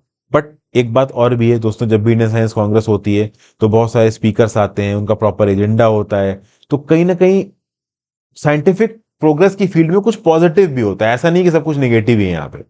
ओके 2015 से सरकार इंटरनेशनल साइंस फेस्टिवल को यहाँ पे करवाने की कोशिश कर रही, तो इंडियन साइंस फेस्टिवल का यहाँ पे प्रॉपर तरीके से कंडक्ट होना जरूरी है, तभी इंटरनेशनल साइंस फेस्टिवल के कंडक्ट में हम थोड़ा आगे बढ़ पाएंगे। लेकिन अभी के लिए इंडियन साइंस फेस्टिवल प्रॉपर तरीके से हो नहीं पा रहा, क्योंकि department of science and technology जो पैसा देती है इसी कंडक्ट के लिए, और उसके अंदर आम काम करने वाली autonomous body Indian science Congress की एसोसिएशन इसके बीच में बन नहीं पा रही है। तो एसोसिएशन और डीएसटी के बीच में बन नहीं रही, जिसके चलते इंडियन साइंस कांग्रेस कहां होगी यही तय नहीं हो पा रहा। फिर भैया कोलंबिया सिक्योरिटी कॉन्क्लेव के इवॉल्विंग रोल के बारे में इस पर्टिकुलर आर्टिकल में बात की गई है। अर्ली दिसंबर में इंडिया के national security adviser Ajit Doval साहब, इन्होंने 6th एनएसए मीटिंग में पार्टिसिपेट किया कोलंबो सिक्योरिटी एनक्लेव में। इस मीटिंग में रिव्यू किया गया development and progress based by Colombo security conclave. पिछले साल में क्या यहाँ पे प्रोग्रेस हुई, क्या रोड मैप था 2024 के लिए, कैसे ये सेफ सिक्योर और स्टेबल इंडियन ओशन देगा, इन सब चीजों के बारे में बात हुई। इस मीटिंग में मेंबर स्टेट्स थे, मॉरिशस था, श्रीलंका था, ऑब्जर्वर स्टेट्स थे बांग्लादेश, सेचेल्स, मालदीव्स था। अब मालदीव्स तो भैया आप कह लो एक नए डिस्पेंसेशन में, ठीक है ना, चूंकि नई सरकार वहां पे आ चुकी है। तो बेसिकली अगर आप देखो कि अभी जो 2024 के अंदर नेशनल सिक्योरिटी एडवाइजर ने ये जो कोलंबो सिक्योरिटी कॉन्क्लेव की मीटिंग को अटेंड किया, इस मीटिंग में एक पर्टिकुलर कंट्री अवेलेबल नहीं थी, वो मालदीव थी। और मालदीव में बहुत हद तक प्रो चाइना हो रहा है नई सरकार के बाद, ये बात आप सबको पता है। तो बेसिकली यहाँ पे कोलंबो सिक्योरिटी कॉन्क्लेव को स्ट्रॉन्ग करना इंडिया के फेवर में जाता है, क्योंकि Colombo security conclave Indian ocean की इवॉल्विंग डायनेमिक्स को पोर्ट्रे करता है। यह ऑर्गेनाइजेशन 2011 में बना था, जब श्रीलंका ने इंडिया के साथ हाथ मिलाया और मालदीव के साथ हाथ मिलाया ट्राइलेटरल मैरीटाइम सिक्योरिटी ग्रुपिंग के लिए। लेकिन 2014 के बाद चीजें गड़बड़ा गई, क्योंकि इंडिया मालदीव की बन नहीं पा रही थी। 2020 में जब इंडिया मालदीव की बनी तो फिर से रिवाइवल किया गया और इंस्टीट्यूशनलाइजेशन किया गया कोलंबो सिक्योरिटी कॉन्क्लेव का, और इसके अंदर मॉरिशस, सेचेल्स और बांग्लादेश भी जुड़ गए। तो इस पर्टिकुलर कोलंबो सिक्योरिटी कॉन्क्लेव को बढ़ाने से इंडिया अपने इवॉल्विंग स्ट्रेटेजिक विजन को दिखा रहा है इंडियन ओशन में। इंडियन ओशन एक इवॉल्विंग मल्टीपोलर वर्ल्ड का हर्ड बन चुका है। यहाँ पे बहुत सारी एक्स्ट्रा रीजनल पावर्स इन्वॉल्व है, चाहे फिर वो चाइना हो, चाहे फिर वो यूएसए हो। तो जैसे जैसे समय बढ़ेगा, जैसे जैसे कंपटीशन बढ़ेगा, इंडियन ओशन में लोगों का इन्वॉल्वमेंट बढ़ेगा, इंडो पैसिफिक की इंपॉर्टेंस भी बढ़ेगी, और इंडो पैसिफिक में इंडियन ओशन बहुत इंपॉर्टेंट रोल प्ले करता है। इंडिया इस पर्टिकुलर रीजन में ट्रेडिशनल पावर है, पूरा का पूरा ओशन इंडिया के नाम पे, ठीक है भाई। तो ये कोलंबो सिक्योरिटी कॉन्क्लेव इंडिया को एक अपॉर्चुनिटी देता है लीडरशिप की, सिक्योरिटी आर्किटेक्चर को बनाने की। इंडियन ओशन के अंदर इंडिया ने एक इंपॉर्टेंट रोल प्ले किया है सिक्योरिटी को प्रमोट करने के लिए, लेकिन आइलैंड नेशंस के पास सिक्योरिटी को प्रमोट करने के लिए इतने मीन्स नहीं होते। जैसे कि फॉर एग्जांपल सेचेल्स हो गया, छोटा सा आइलैंड, मॉरिशस हो गया, बांग्लादेश भी एक छोटी सी कंट्री है, मालदीव्स हो गया, ये इतनी छोटी छोटी कंट्री हैं कि ये इतनी बड़ी वाटर बॉडी पूरे इंडियन ओशन में सिक्योरिटी को आगे नहीं बढ़ा सकती। तो इनकी डिफेंस और सिक्योरिटी कैपेसिटी बिल्डिंग के लिए इंडिया जैसी किसी बड़ी कंट्री को यहाँ पे इनिशिएटिव उठाना पड़ेगा। And who can be better in the Indian ocean rather than India. तो बेसिकली इंडिया यहाँ पे एक वाइटल रोल प्ले कर रहा है। इंडिया अपने आप को दिखा रहा है first responder in the region, ठीक है ना। चाहे फिर किसी जगह पे कूप्स को अवॉइड करना हो, ह्यूमैनिटेरियन और इकोनॉमिक असिस्टेंस पहुंचाना हो, कोविड-19 या किसी और मल्टी फैसिलिटेड क्राइसिस से लड़ना हो, कोलंबो सिक्योरिटी कॉन्क्लेव को एक फोकल पॉइंट बढ़ा के इंडिया आगे बढ़ने की कोशिश करे। चाइना एक और दूसरा रीजन है कोलंबो सिक्योरिटी कॉन्क्लेव के रिवाइवल के लिए।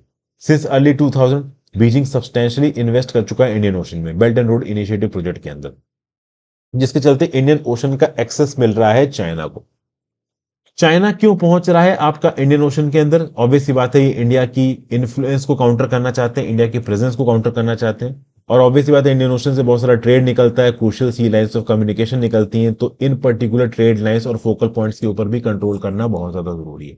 चाइना आज की डेट में अपनी नेवल कैपेबिलिटीज को डेवलप कर रहा है, स्ट्रॉन्ग डिफेंस रिलेशनशिप बना रहा है इंडियन ओशन की कंट्रीज से।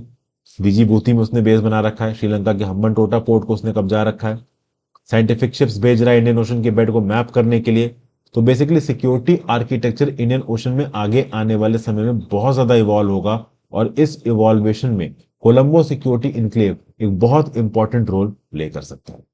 क्योंकि यहाँ पे बहुत सारी ऐसी कंट्रीज है छोटी छोटी जो कि चाइना को थ्रेट की तरह नहीं देखती।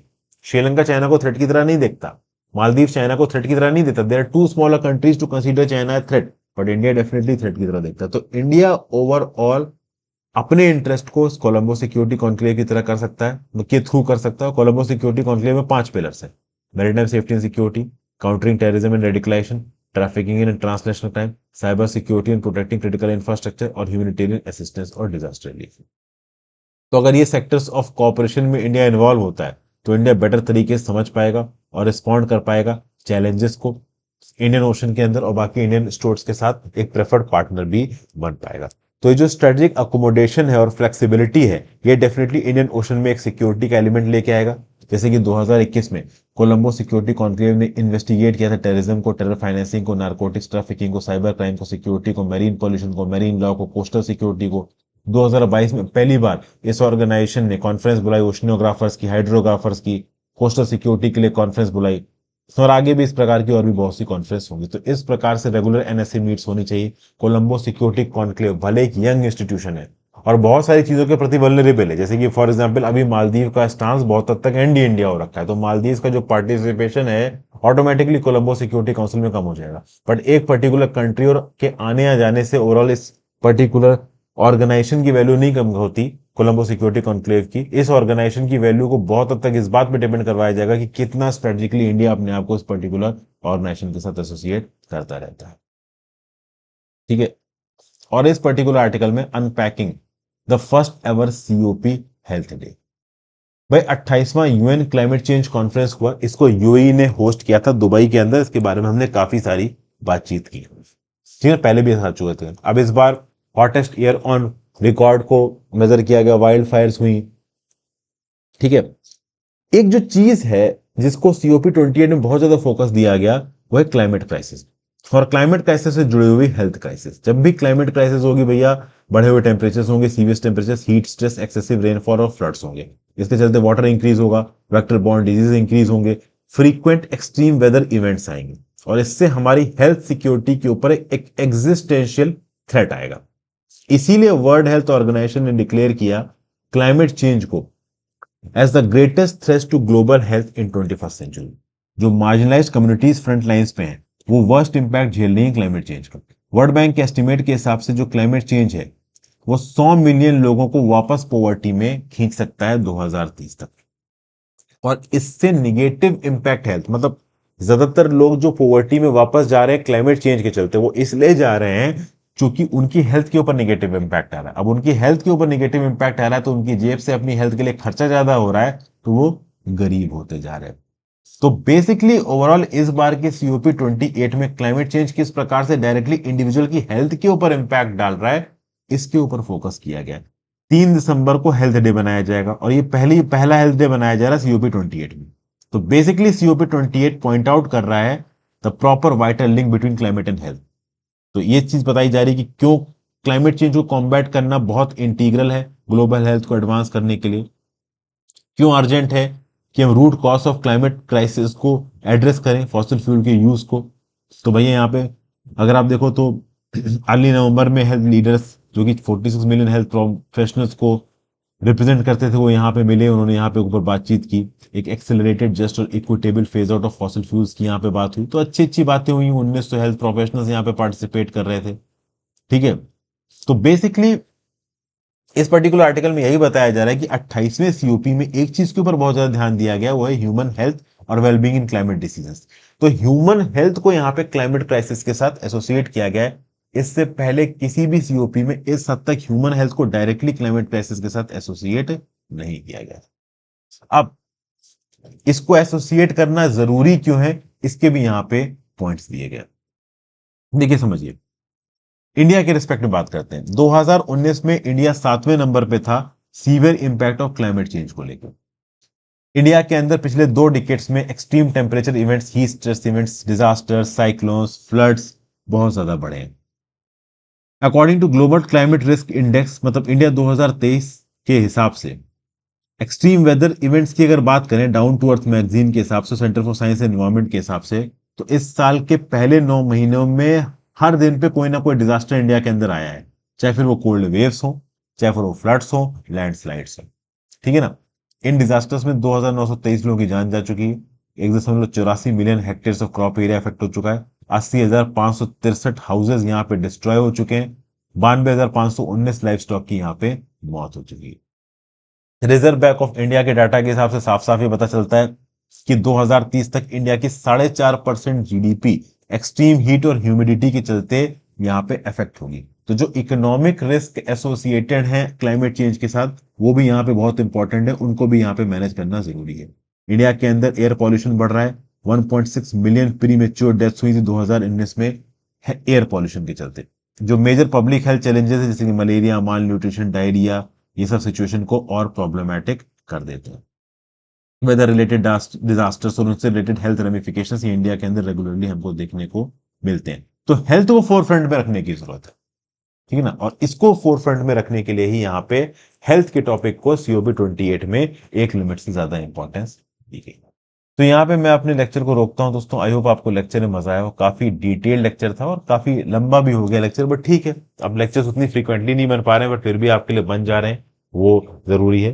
कंटेंट स्टोर में जाके दोस्तों आप मेरे कोर्स को सब्सक्राइब कर सकते हैं। ओवरऑल काफी मेहनत से ये मेंटरशिप कोर्स आपके लिए बनाया गया है, तो do subscribe to the mentorship course. यहाँ पे आपको एक प्रॉपर वैल्यू एडिशन मिल जाएगा एक बहुत ही ऑप्टिमम कॉस्ट पे। So thank you for watching friends. I hope आपको लेक्चर में मजा आया हो। Do subscribe to the channel. पढ़ते लिखते रहिए।